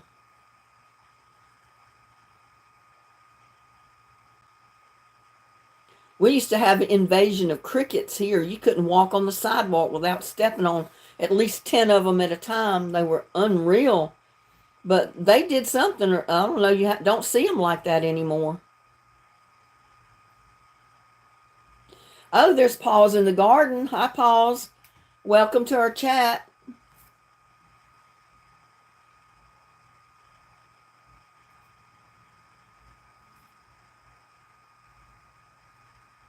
How's Paul's doing this evening?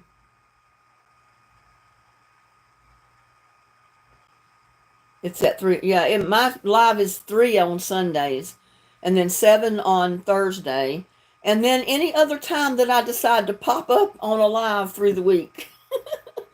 Like I surprised a bunch of you the other morning and I went live.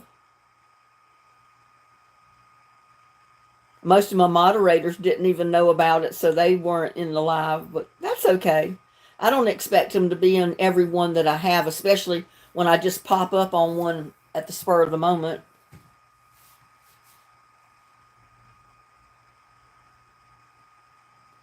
They said maybe earlier. Yeah, I'm going to try to go live at different times through the week now just to test out the time zones. See how many I get in chat at different times. I mean, this is a good time now, but a lot of people that would have come in chat if I'd went live earlier are already in bed asleep right now. Because I went live the other morning about 8:30 or so, and I had a bunch of people that I had never seen in chat before. And one lady said, oh yeah, at 7 p.m. I'd be in bed sound asleep already. And I forgot where she was from.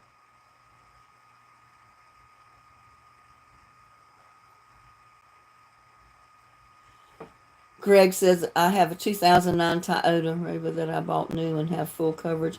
Also, I have liability on old Volkswagen at 60s. Don't drive and pay now, just over $1,000. Oh, every 6 months. Well, every 6 months is not bad. I pay, I think it's $107 a month on my car for full coverage. And I've got a lifetime extended warranty on it, which that means it's a full car wrap coverage lifetime warranty. And I paid dearly for it when I bought the car. And some people try to say, well, that just covers the, what do you call it? The train, I don't know. But no, it's a wrap coverage. It's just like a new car warranty. So if my AC goes out, they've got to fix it or replace it.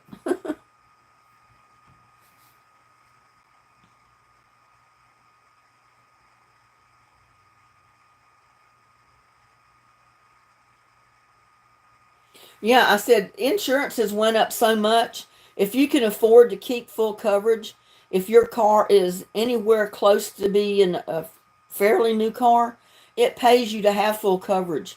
Because if something major goes out on your car and you got to put it in the shop, oh my God, they charge you dearly. It is so expensive to get repairs done.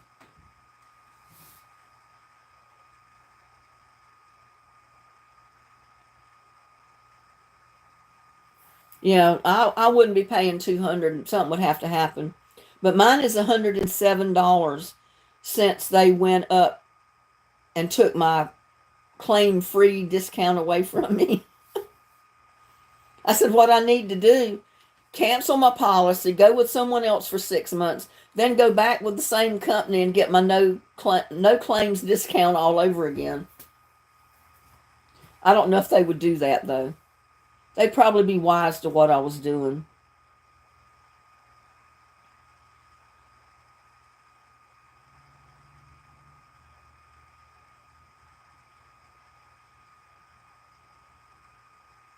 Yeah, $200 is crazy a month for car insurance.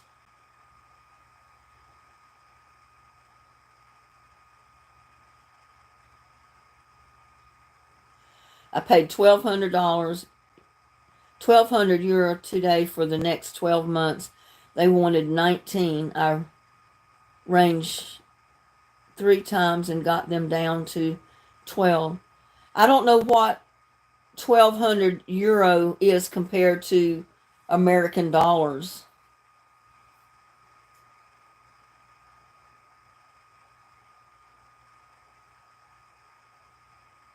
But you know, I was going to check with some other insurance companies and see what they were going to charge me. And you know what one of the first things they ask you are? Do you currently have insurance? You tell them yes. They say, with who? And you know what I told them? I said, it's none of your business.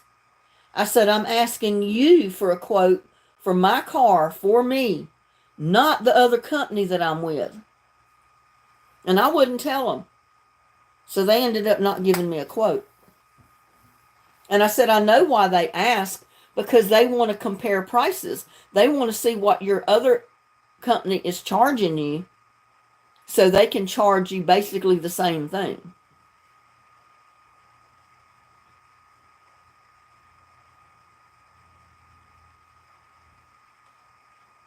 Yeah, they don't, if they want to insure you and, give you a quote, they don't need to know who you're with already.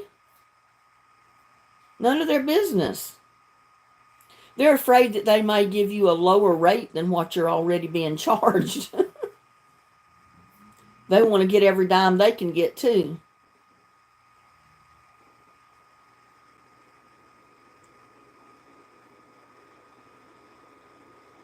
Oh, I didn't even see Randy come in. Okay, Randy, I didn't see you. I didn't realize you were in chat. I'm sorry about that. I missed seeing your name till now, and I just happened to see April tell you night night. And I said, hey, I didn't know Randy was in here. Oh, I forgot to show something. Where is it? And I said, how fitting since we got so much rain. But this come in the mail. It was delivered the other day. And again, it's an anonymous subscriber, so I can't tell who it was. But look at this.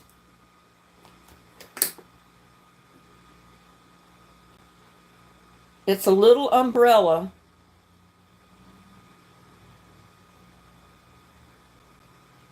And it clips on to this little pig. If I can get him on there. He's got a suction cup for a head and mouth. And look where you click your umbrella right to his butt. His butt crack. Did I say that? Do you think I'll get barred from YouTube for saying butt crack? I can't get it on here, y'all. There.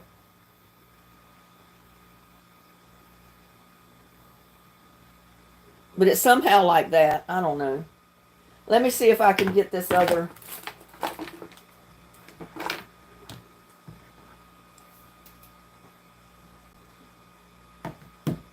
I'm not sure I got it right. Maybe it goes upside down.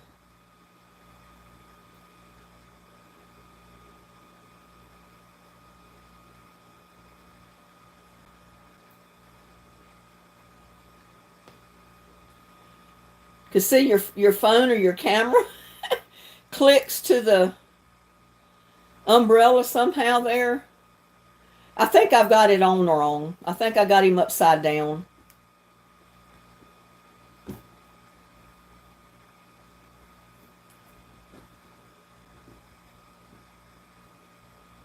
Maybe this is how it goes. I don't know.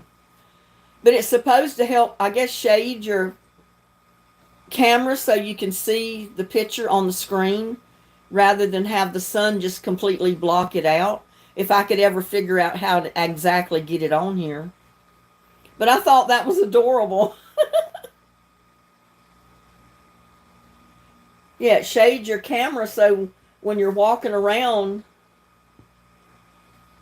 you can see the screen if the sun is shining on it. Because usually if you're outside filming and the sun is hitting that screen, you can't see anything.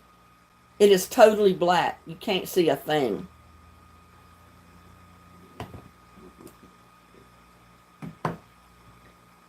But, and I guess it would work if it was raining too. Your camera wouldn't get wet.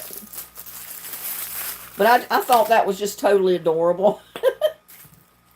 Once I figured out what it was and how to use it. So thank you, anonymous subscriber, for this camera umbrella. I'm sure it's going to come in handy. That is cute to keep your battery from overheating. Yeah, it's for the phone because I use my phone camera, to do all my videos. I know I was sent that camcorder, but we ended up having to send it back because it was so complicated. I couldn't get and you had to change settings every time you tried to use it. And I said, "Oh my God, it will drive me crazy." So I told the person that sent it that we needed to send it back. They'd get their money back out of it because, it's too stressful to do all that every time I want to use a camera. So far, mine has not overheated. And I was out in that hot sun the day I filmed the 4th of July parade. And I was out there before the parade started. I filmed the whole parade from beginning completely to the end. And I had no problem whatsoever out of my camera.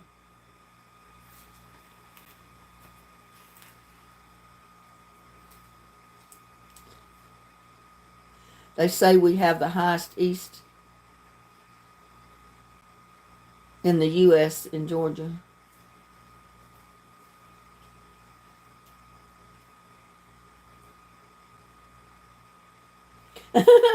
Susan says, I have an umbrella thing like that and I put it in my window of my car. Well, I wouldn't have thought of that. But I asked the person who sent it, well, how do you use it? And they sent me back a picture of it hooked to their camera or their phone, for the screen so it doesn't block out the screen. Because you remember, I've done videos in the yard and the sun was shining so bright on the screen, you couldn't see anything. It was just black.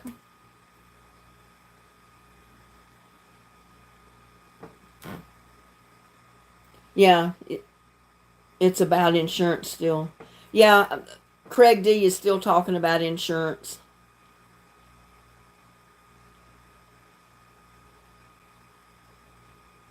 It's made for the car, not a regular umbrella.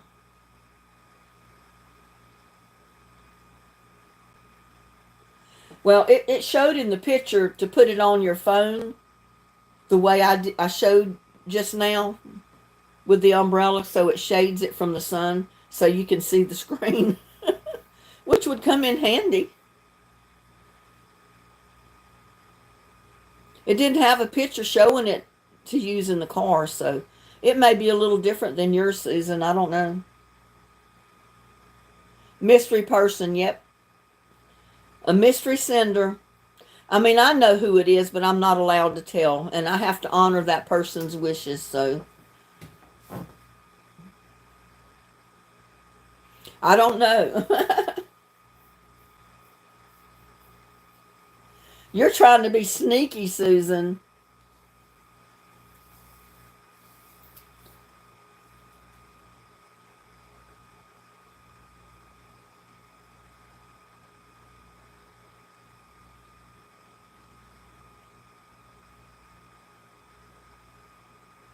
She says no, just yes or no. I'm not saying. My lips are sealed.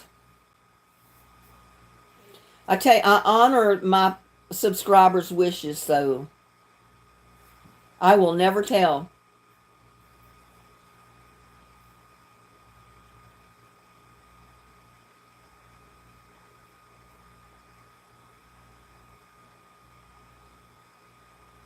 Susan said, I know it's not me.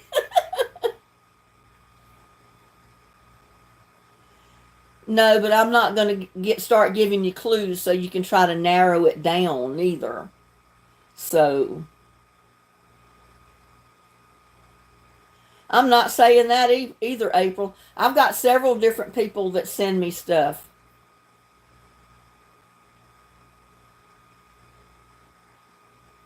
Yeah, Susan has sent me stuff. She sent me those potatoes and those little onions to plant that I've got planted yesterday.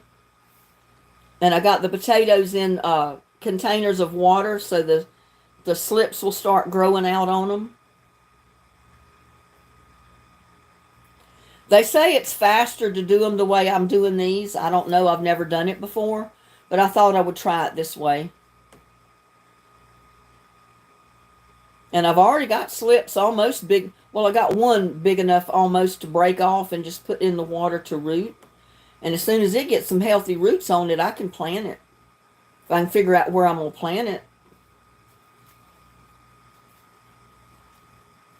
I think it will do better in partial shade. I don't think the sweet potato vine will want this intense hot sun all day.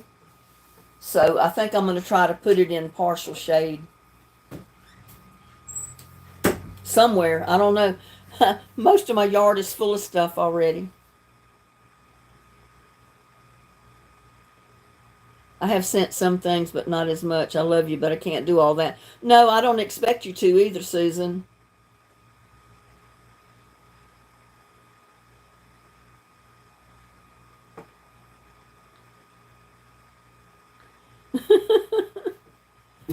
You're going to get me in trouble, April. Get on another subject, okay?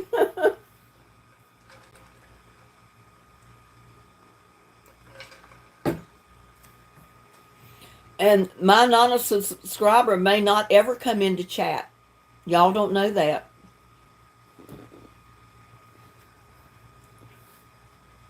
They might just be one of the silent viewers. They may be watching and listening but never appear in live chat. Y'all ever thought about that? Sneaky devils, you.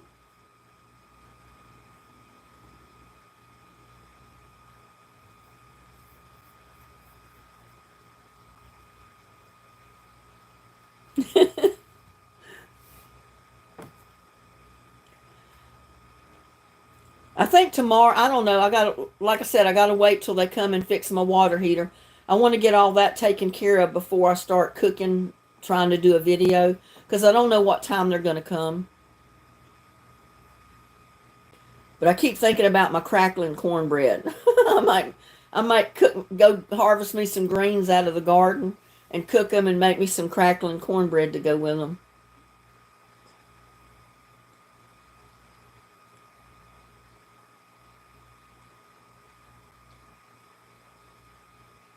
Exactly.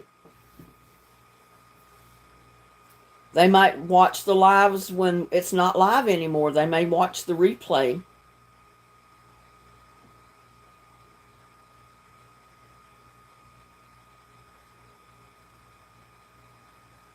And I haven't seen Cinderella pop in, and I'm assuming she couldn't make it tonight, or either she forgot or she wasn't able to find the right live. I don't know.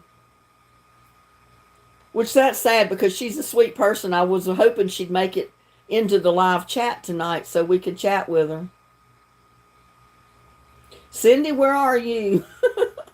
Maybe she'll watch the replay and know I'm asking for her.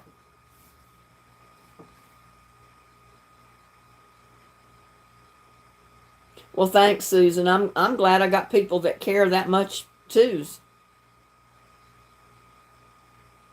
Happy birthday, Dad. Invisible woman.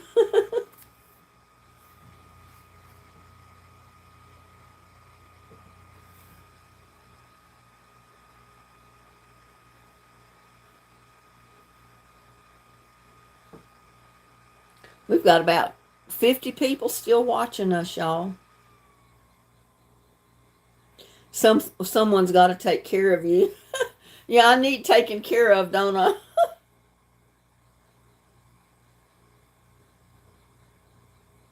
And I feel bad. Kai didn't come in tonight.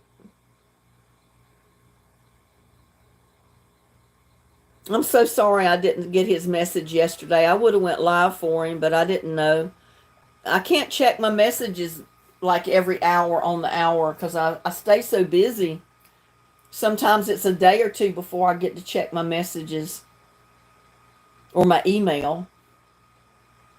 And I had that one person that asked for my mailing address, and I told him to send me an email, and I checked today when I found Kai's email, but I didn't see an email asking for my mailing address, so I don't know if they ever sent one, so.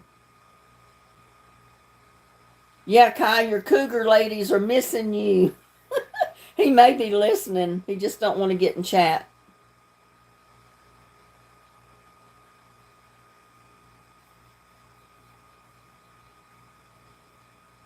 Yeah, if I'd have known he wanted me to go live yesterday, I would have done it. I don't even know what I was doing at the time he sent the email. But I felt bad when I found it today. And he said, I'm bored. I got 2 hours of nothing to do. Go live, please. I need to talk. I'm sorry, Kai, if you're watching. Sometimes you just have to hit me over the head.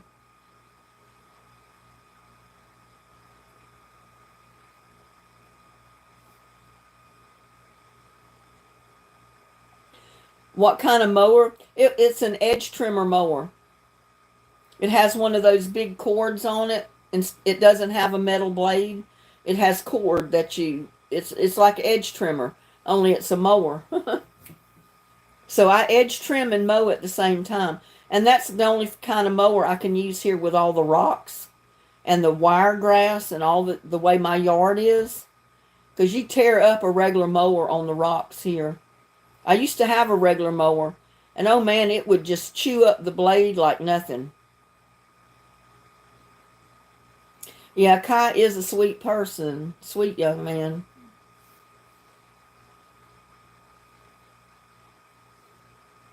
Kai is your grandson's age. Paul's in the garden. Age is only a number. April.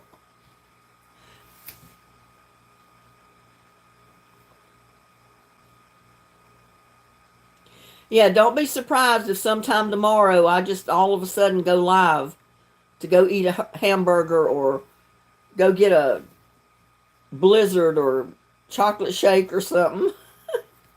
Because I just may do that. I haven't really decided yet. But I kept saying I was going to do that earlier this week, and I got busy doing stuff, and I just didn't do it.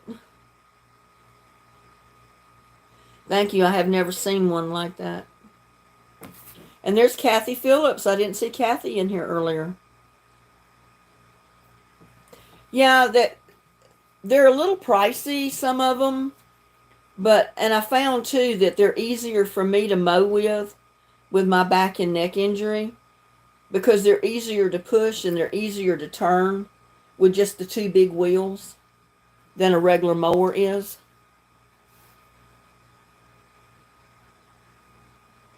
But it's called an edge trimmer walk behind mower. I think that's what they're called.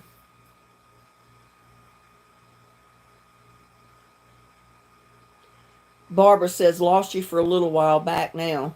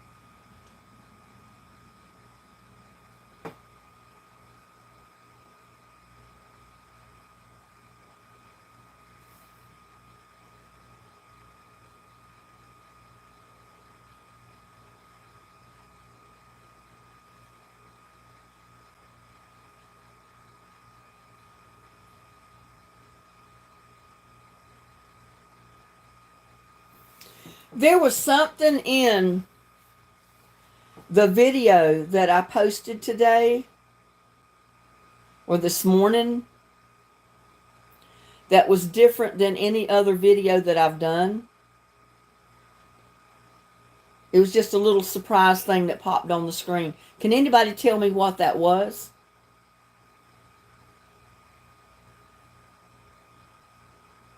I'm pretty sure it was in that one.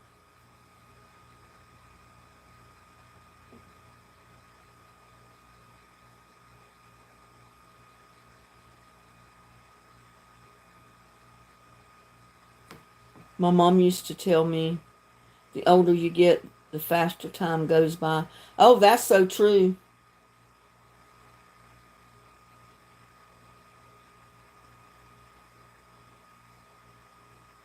No, I haven't named the cat yet. I've got 4 names over here that were given. Sweet Tater is one of them. Sunny Boy, Lucky, and Ray. So far, I'm kind of liking Sweet Tater or Lucky. Lucky is the number 1 so far. I don't know. Because the one that suggested it said, call him Lucky because he's lucky you're feeding him. I said, well, kind of true.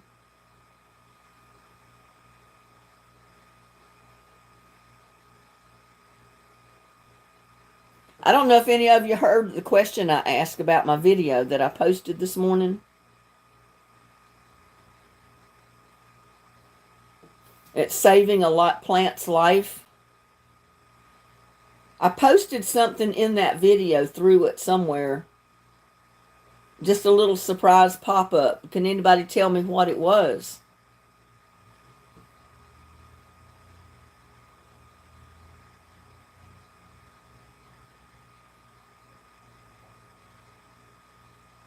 Sheila McDaniel got it.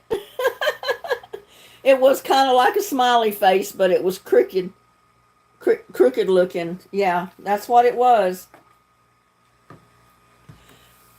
You just won some seeds because I was planning on asking that to see if anybody noticed it to get seeds. And I'm not sure what kind of seeds I'll send you, but they'll either be flower seeds or vegetable seeds. I don't know yet. But it's Sheila McDaniel. And I do have your address, don't I? Or do I?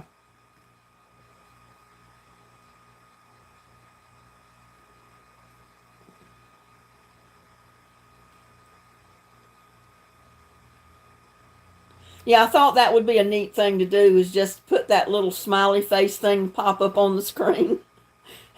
And then ask if anybody could tell me what that was that popped up to win seeds.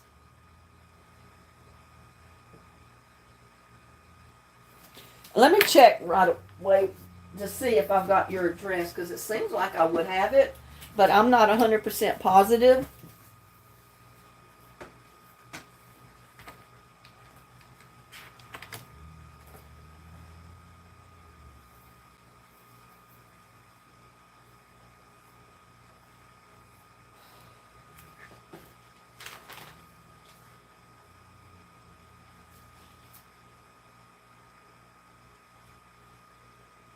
I've got so many names and addresses.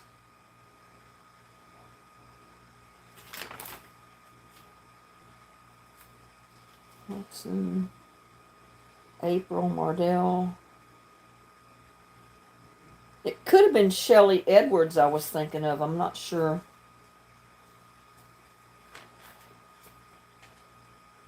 Candace.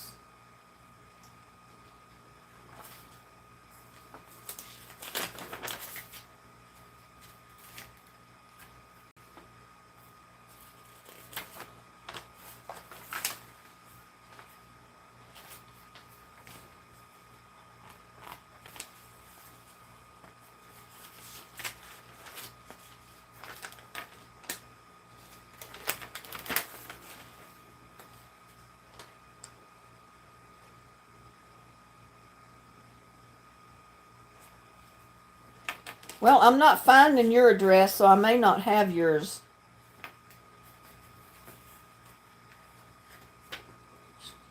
Gladys, Daniel, Susan. Yeah, Sheila, McDaniels, I do not have your mailing address. So if you will send an email to me, and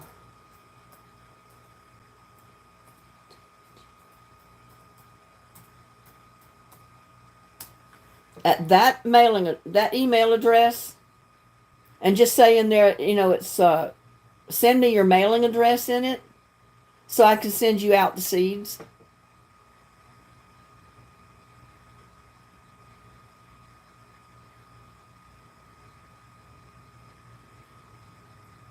Madonna looks creepy. Yeah, I didn't think I did. I've got Sheila Edwards, I think, or Shelly Edwards. That's what I was thinking I had yours because the name was kind of similar. But yeah, go ahead and send me your mailing address to hauserlinda49@gmail.com and I'll send you out some seeds.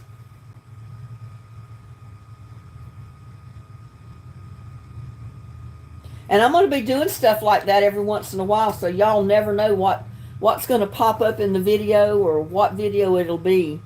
But it'll be for a question that's going to win you something.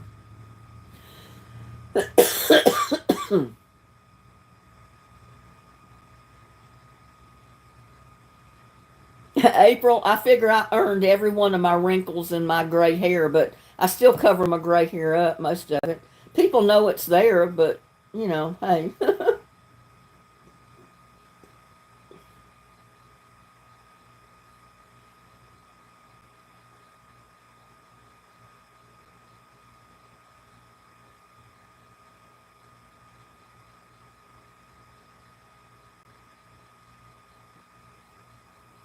Yeah, I earned every one of my scars, every one of my wrinkles, every one of my gray hair, even though I don't show my gray hair.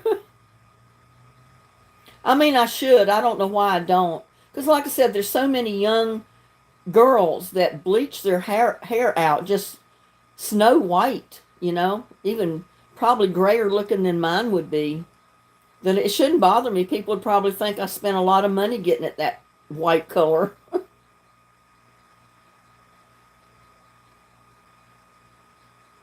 I have a little cute wing over my left ear now. That's great.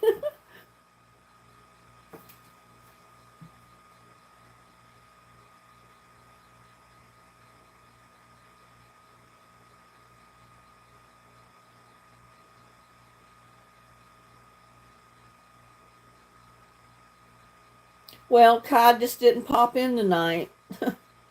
But like I said, he's probably busy. He's got two little boys to look after and he's got a job, so I'm sure he stays pretty busy.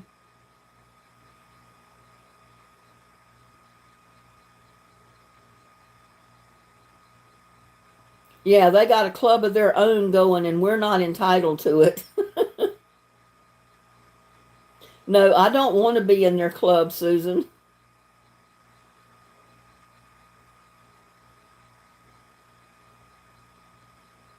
I hear that, Connie. I mean, I think back and think if I had not had my injuries to my neck and my lower back, the things I would be able to do today that, I'm limited on. But, I praise God for what I can do and that I'm still able to do as much as I can, considering the injuries that I've had. But I was never one to sit down and give up. I fought it. The doctor told me not to do this. I did it anyway.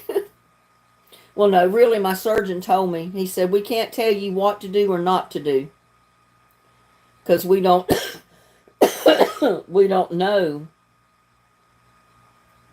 what you experience doing it.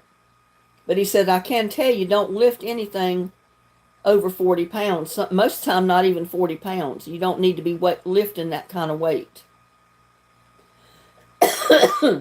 He said, other than that, just do whatever you want.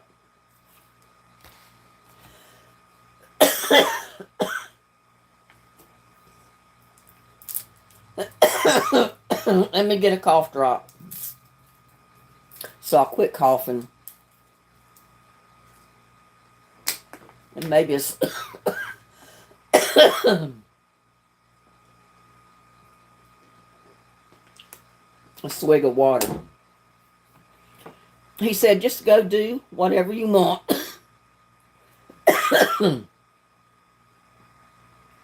Within reason, you've been injured, so you can't get out there and just do anything and everything you want to do. But he said, if you do something and it causes you a problem or it causes you pain, don't do it again. Don't do it anymore. He said, let your pain and what you experience when you're trying to do things be your guide. as to what not to do and what you can do. So that's what I did. If it bothered me, caused me a problem, I just didn't do it. Or if I did, I would be real careful and do it in ways that it didn't bother me a lot.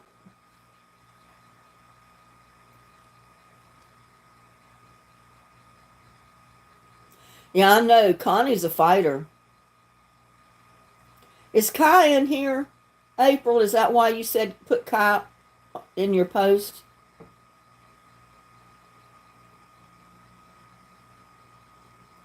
Because I haven't seen him. And I never go to live chat. I always go to talk chat. Well, that's where it is anyway. So there could be people in here that I don't catch.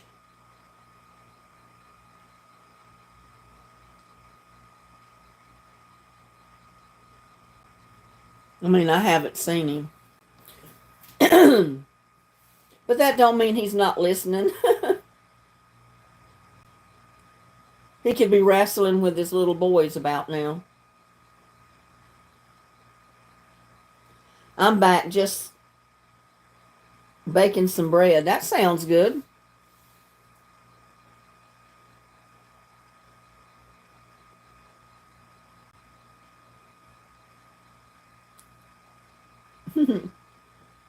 Well, I hope he's not upset at me because I didn't go live yesterday, but I honestly did not get his email till today.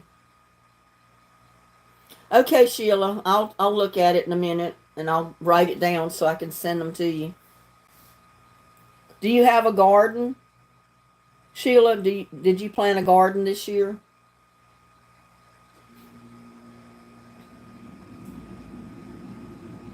Yeah, we miss Kai.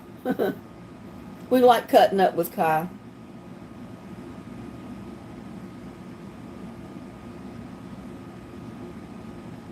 I just got a weather alert popped up on my screen, but it's from heat, not rain.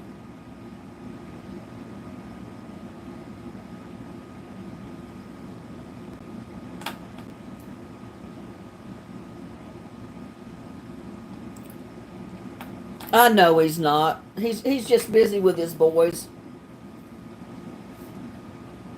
Or he may be working. I mean, I don't know.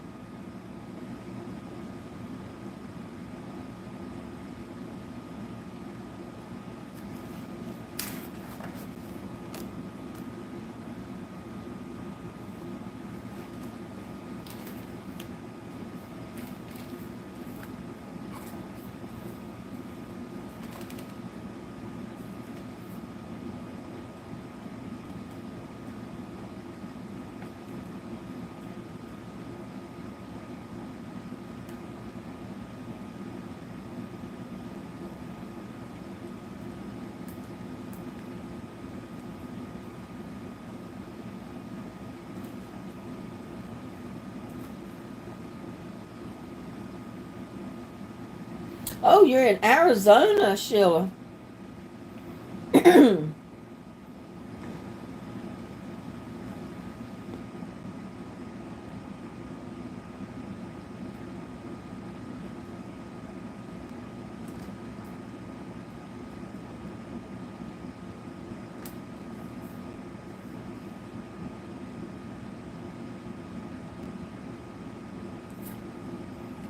Got it written down, so I'll be able to send it out to you.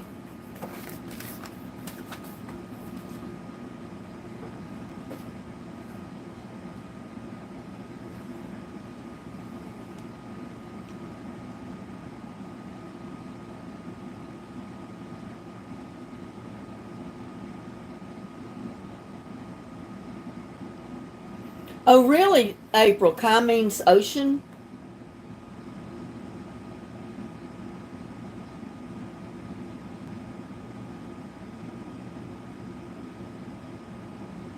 Yeah, welcome back, Cindy. We've been on here for almost 3 hours. I mean, I have a great time with you guys. I hate to get off.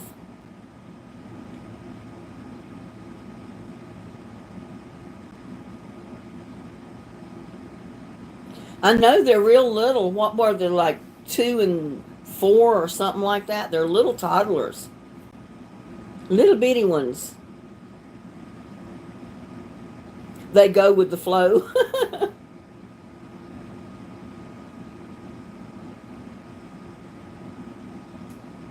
Oh, really, Sheila? Only an hour from my brother, because he lives in Tucson.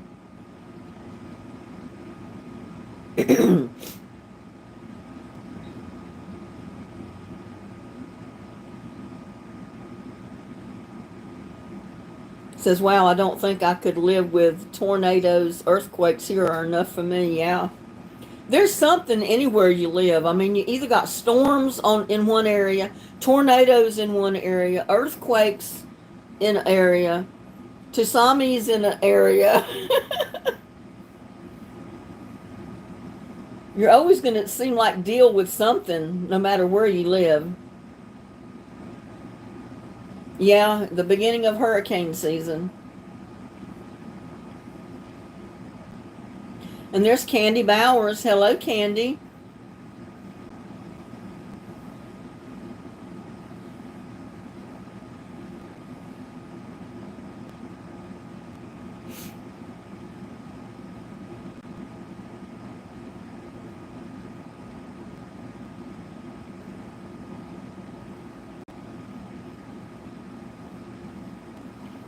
Yeah, Connie keeps me informed on the tornadoes and the storms around me when anything's going on.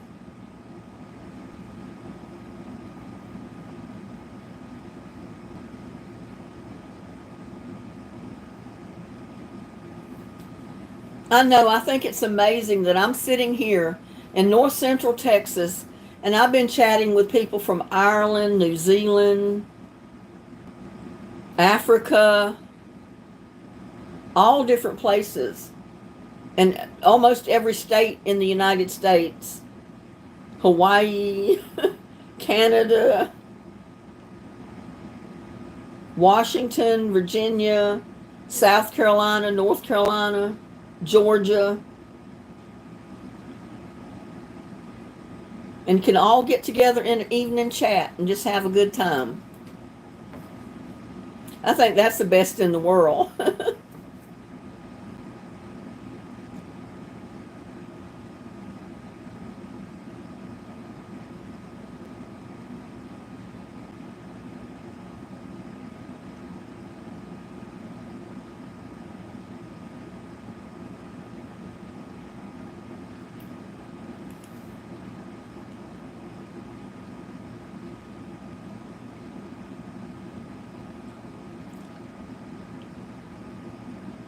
Oh, really, April? They're finding crazy stuff in the Grand Canyon?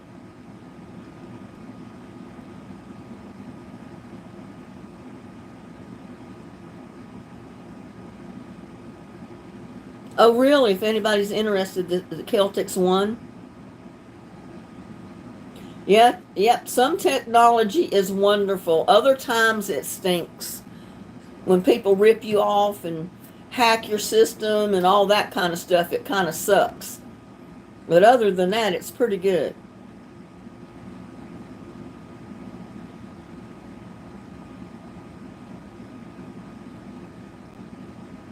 And your weather is bipolar.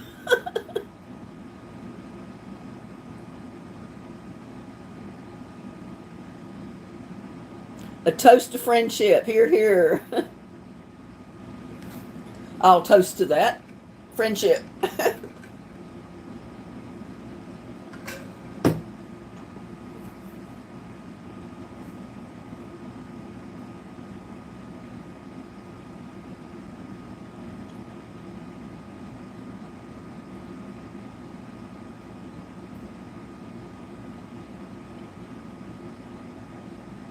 That's true. It's good when it works like it's supposed to, but it don't always do that, does it?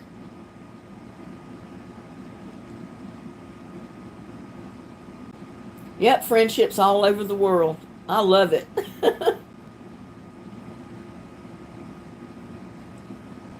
Candy's from Georgia. Susan's from Kansas. I'm from North Central Texas. Susie Q is from Nevada. Hi there, Susie Q. Paws in the Gardens from Michigan. Sheila McDaniel, Arizona.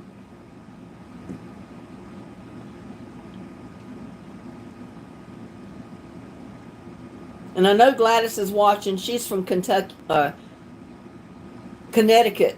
I was about to say it wrong. Put her in a different state. Vegan Menus from New York.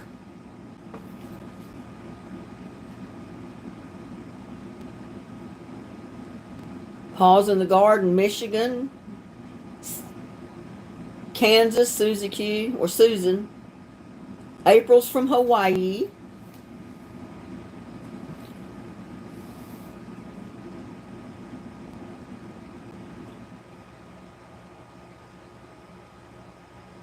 I know, could you imagine that? All different kind of food.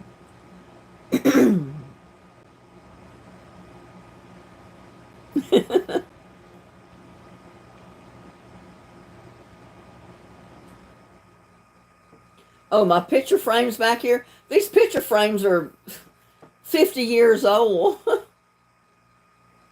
That collage of pictures in the one big one is my granddaughter growing up. The one next to her is my daughter's basketball picture. The basketball team is below that little oval picture there. And I think my son's ball team is below her picture that you can't see. Or I may have moved it to the other side. I don't know.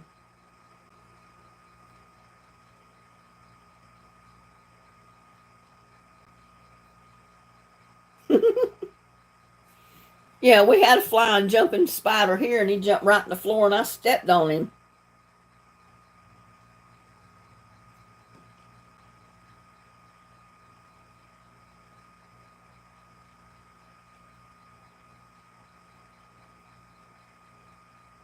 April's making her doggy dinner.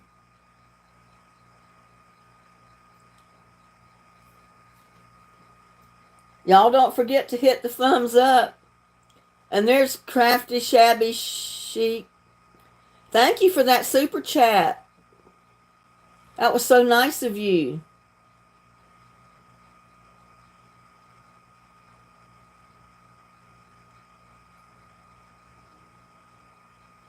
Crafty Yaz Shabby Shack Jude just sent a beautiful a super chat. Thank you so much.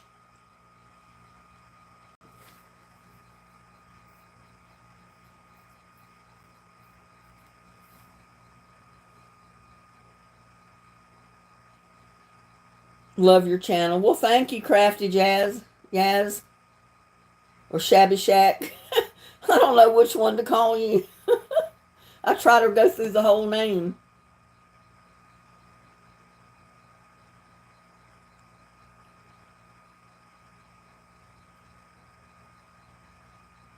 Yeah, I watch some of those videos sometimes about food in other countries. You know, their street vendors and stuff like that. And it is so interesting, the different foods they have.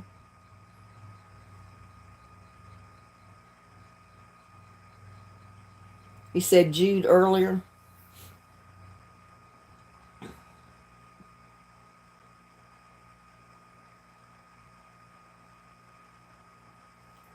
I'm a crafter in textiles, hence the mouthful of words, LOL.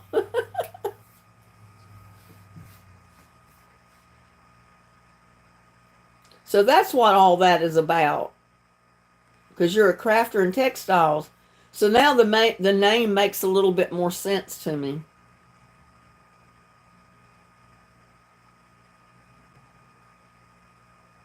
Well, thank you, Candy.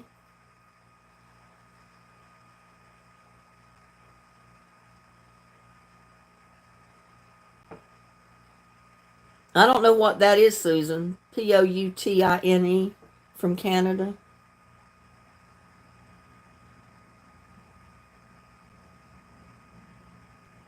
Shabby but honest. What kind of food is that, Susan? I don't know what that is.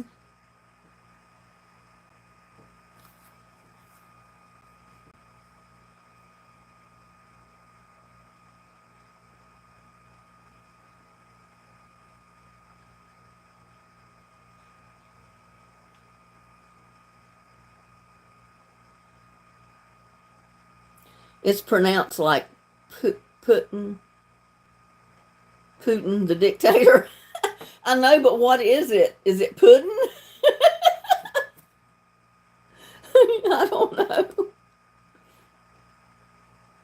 I saw an ad for a food processor where you could fill it, and when it was full, you could feed compost to your chickens. Gave me a great Christmas gift idea for my brother who has chickens. Well, I come up with an idea similar to that. You know how when you put your potato peelings in your compost pile and you end up growing potatoes from them? When you get a bunch of peelings and you don't want to grow potatoes with them, throw them in your food processor. Pulverize them things. Mix them in with some maybe other table scraps and stuff.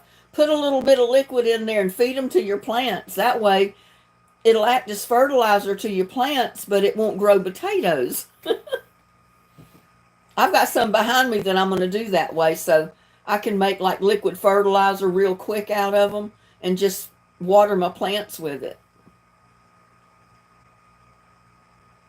It's French fries with cheese curds and then beef gravy over it. That sounds good.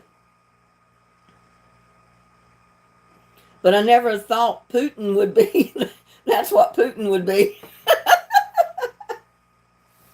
That sounds like, never mind.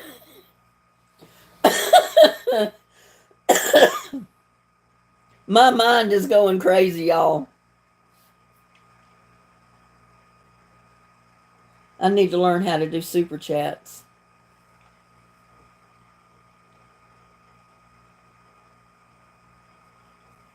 Well, there's buttons right there beside the little bar where you type your messages in.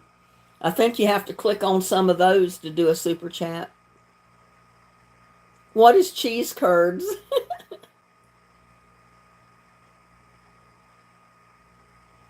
Yeah, it sounds pretty good. Sounds like something I would like.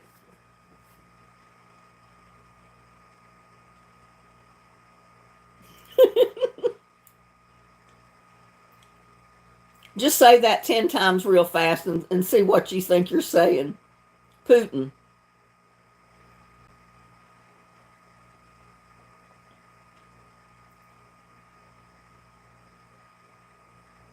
Just a little bite-sized pie of cheese.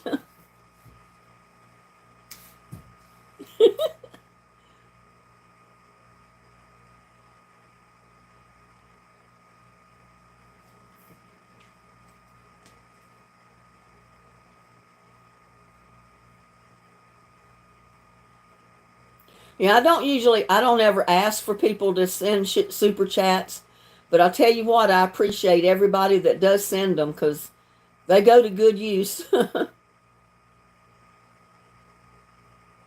Culver's has really good cheese curds, deep fried. Oh, wow. I didn't know they deep fried cheese curds. That sounds even better.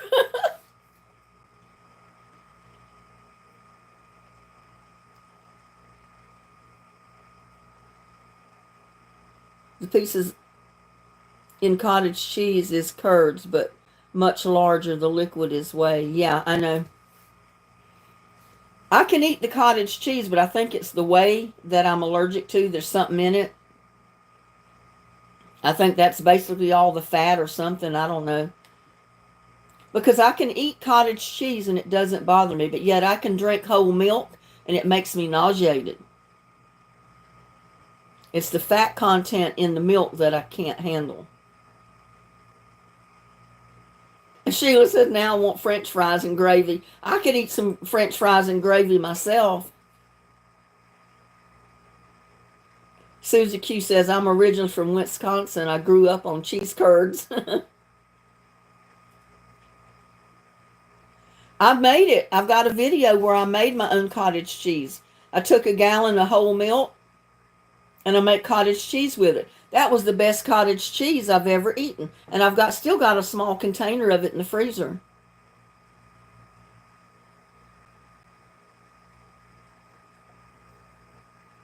I've been hungry all day, Candy says. I love cottage cheese, but I'll tell you what, that you make yourself is so much better than what you buy at the store. I was used to eating the cottage cheese that my uncle used to make on his farm. It was so good. And then I'd try buying it at the store to eat it, and I'd have to force myself to eat it. It just was not, it was a lot different. But that I made myself, oh my God, that was so good. And it was a lot different than what you get at the store, too.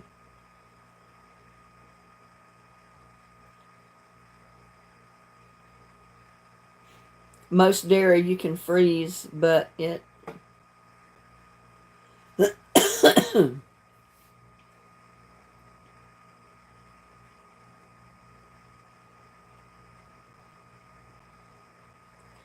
is best used in a recipe. Yeah. Well, I'll tell you what, that I made, when I first made it, I ate some of it. I could just sit down and eat a bowl of cottage cheese right by itself. It was so good.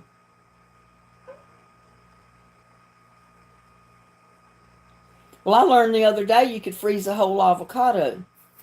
If it starts getting a little bit ripe, if you put the thing in the freezer and just freeze it, and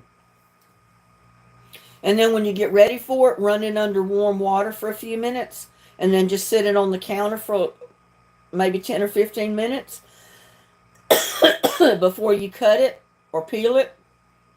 And it's supposed to look just like a fresh avocado. I've got a couple in the freezer, so I'm testing them because I'm tired of my avocados going bad before I get to eat them all. Because, once they start getting ripe, they get ripe too fast. And if you don't eat them right then, you got to throw them away. So I popped a couple of them in the freezer to see what's going to happen.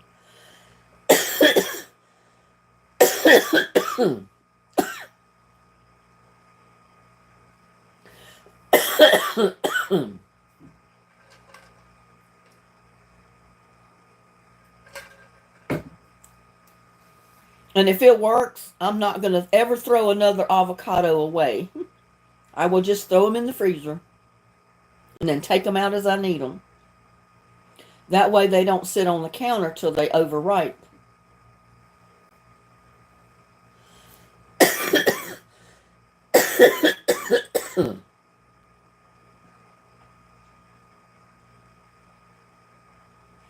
Yeah, you could do that too. That way when you take them out, you don't even have to peel them or anything.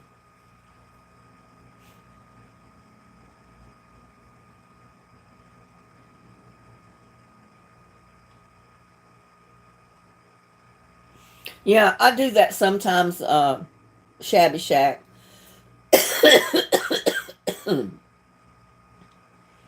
It keeps them from getting ripe a little bit. Or it slows down their ripening a little bit. To put aluminum foil on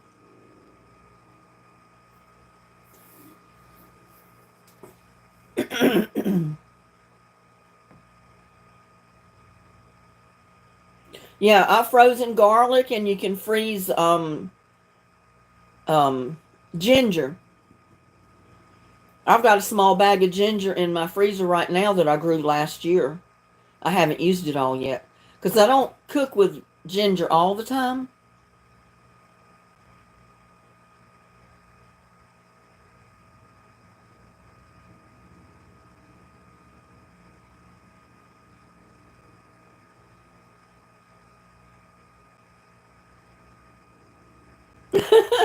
Yeah, I don't think I've ever regretted putting a little bit of extra cheese in recipes. I love cheese. I know mine is allergies. And the pollen in the air is supposed to be terrible tomorrow, even worse than today.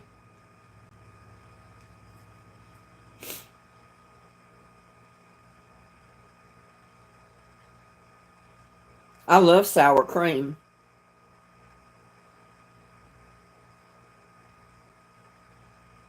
Yeah, too late to fry fries, isn't it?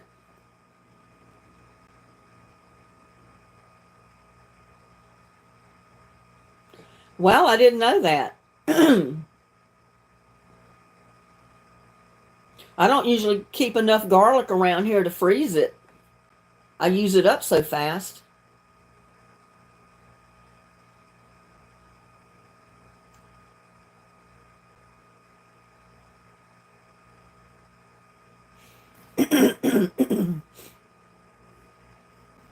I've got to go harvest that okra. I felled of it yesterday, and it's most of it that's on the bushes is too tough to even eat.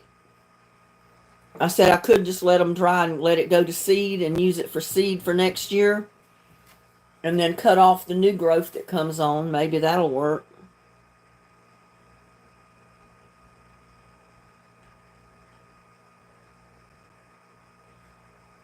April. Well, I've never smoked it, so that's not my problem. Mine is just downright breathing the air out here. I'm allergic to everything I breathe. Oh, really? I don't have anywhere to put a big bag of garlic, even in the freezer. My freezer's so full. I don't know what happened to Sharon.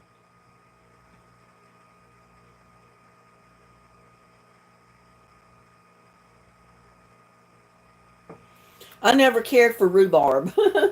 It's got a bitter taste to it. I never cared for it.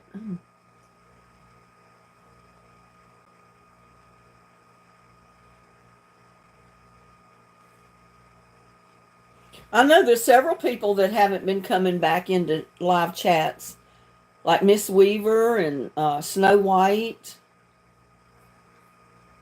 But they may have other things to do. And I know Miss Weaver is dealing with her sister's illness. And that's why she stopped coming for a while. So I wouldn't know, April. I've never used it and I don't want it. Yeah, they're probably just busy. Because every once in a while, Snow White will pop in. But I haven't seen Miss Weaver in a while, and I think it's because she's dealing with her sister.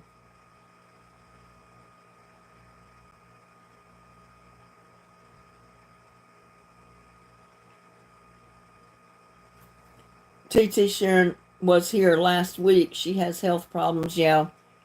A lot of my subscribers have really bad health problems.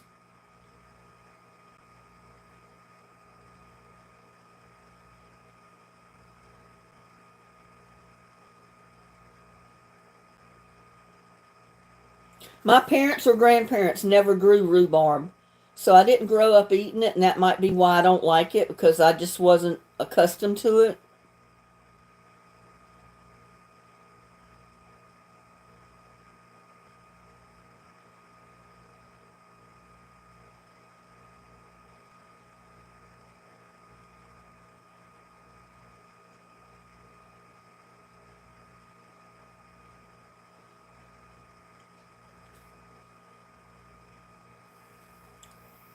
Yeah, I tried rhubarb pie when I worked at Lakestone Terrace, and I didn't like it. It had a bitter taste that I couldn't eat it. I couldn't imagine how anybody liked it. Shelly Edwards says, I'm here just listening. Well, that's okay, Shelly.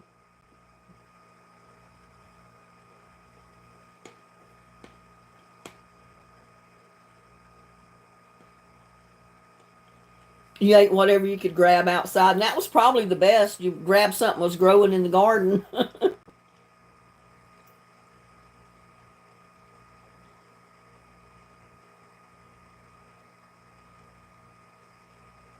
Yeah, that's true, Susan.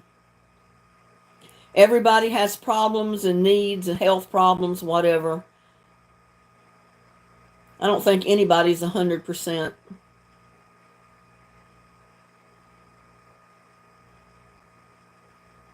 Really, is rhubarb good for cholesterol? I've never heard that before.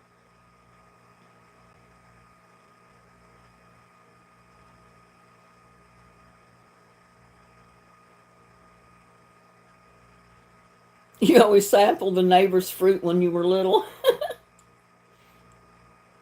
It always pays to live next door to somebody that grows a lot of vegetables and fruit, don't it, April?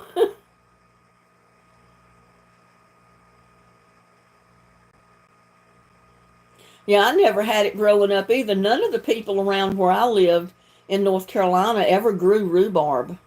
So I didn't even know about rhubarb pie till I was a lot older.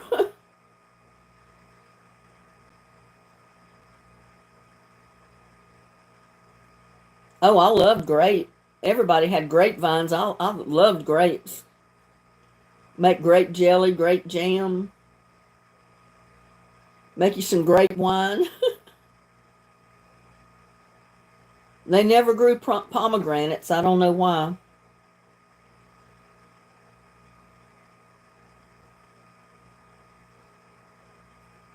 Oh, really, Connie?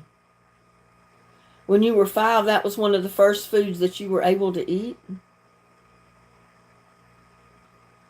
Now, rhubarb with apple, maybe I could eat. I don't know.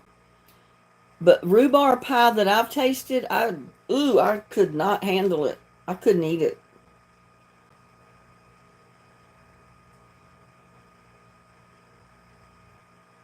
Yeah, see, I've never had it in casseroles or stews or any of that stuff. So I wouldn't know about that.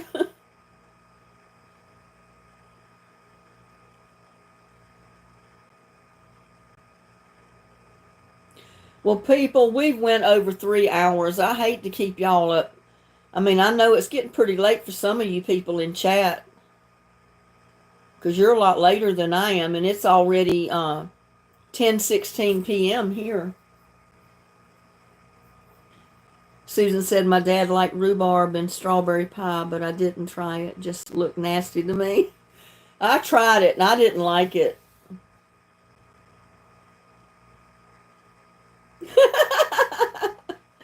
From cheese curds to rhubarb, this is an eclectic group. Yeah, we jump around to all kind of foods. And there's Misty Pleasures. Hello, welcome to our chat.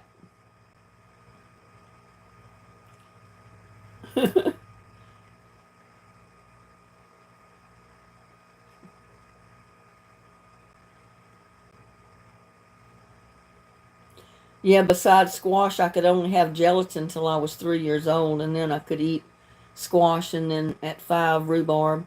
Wow, you were sure limited on your diet, Connie.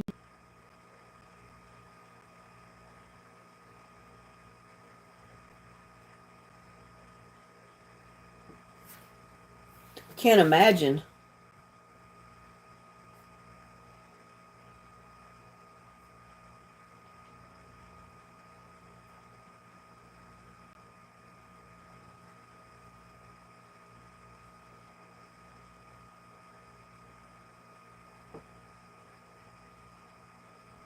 Shelley, was it scrumptious? Scrumper. I can't even pronounce that word. Especially from the moment you were born and still special to us all now. Yes, that's true. Y'all are coming up with some tongue twister words here. Muscadins. Good night. Yeah, we gotta go. We've been on for 3 hours and 19 minutes. I'm tired. Y'all are tired. It's getting late. I gotta go to bed. So, as much as I hate to do it, we're gonna call it a wrap. Y'all have a blessed night. Have a good day tomorrow. And we'll see you on the next one. And don't forget to watch my videos and see for anything unusual that pops up. You might win something. Bye, y'all.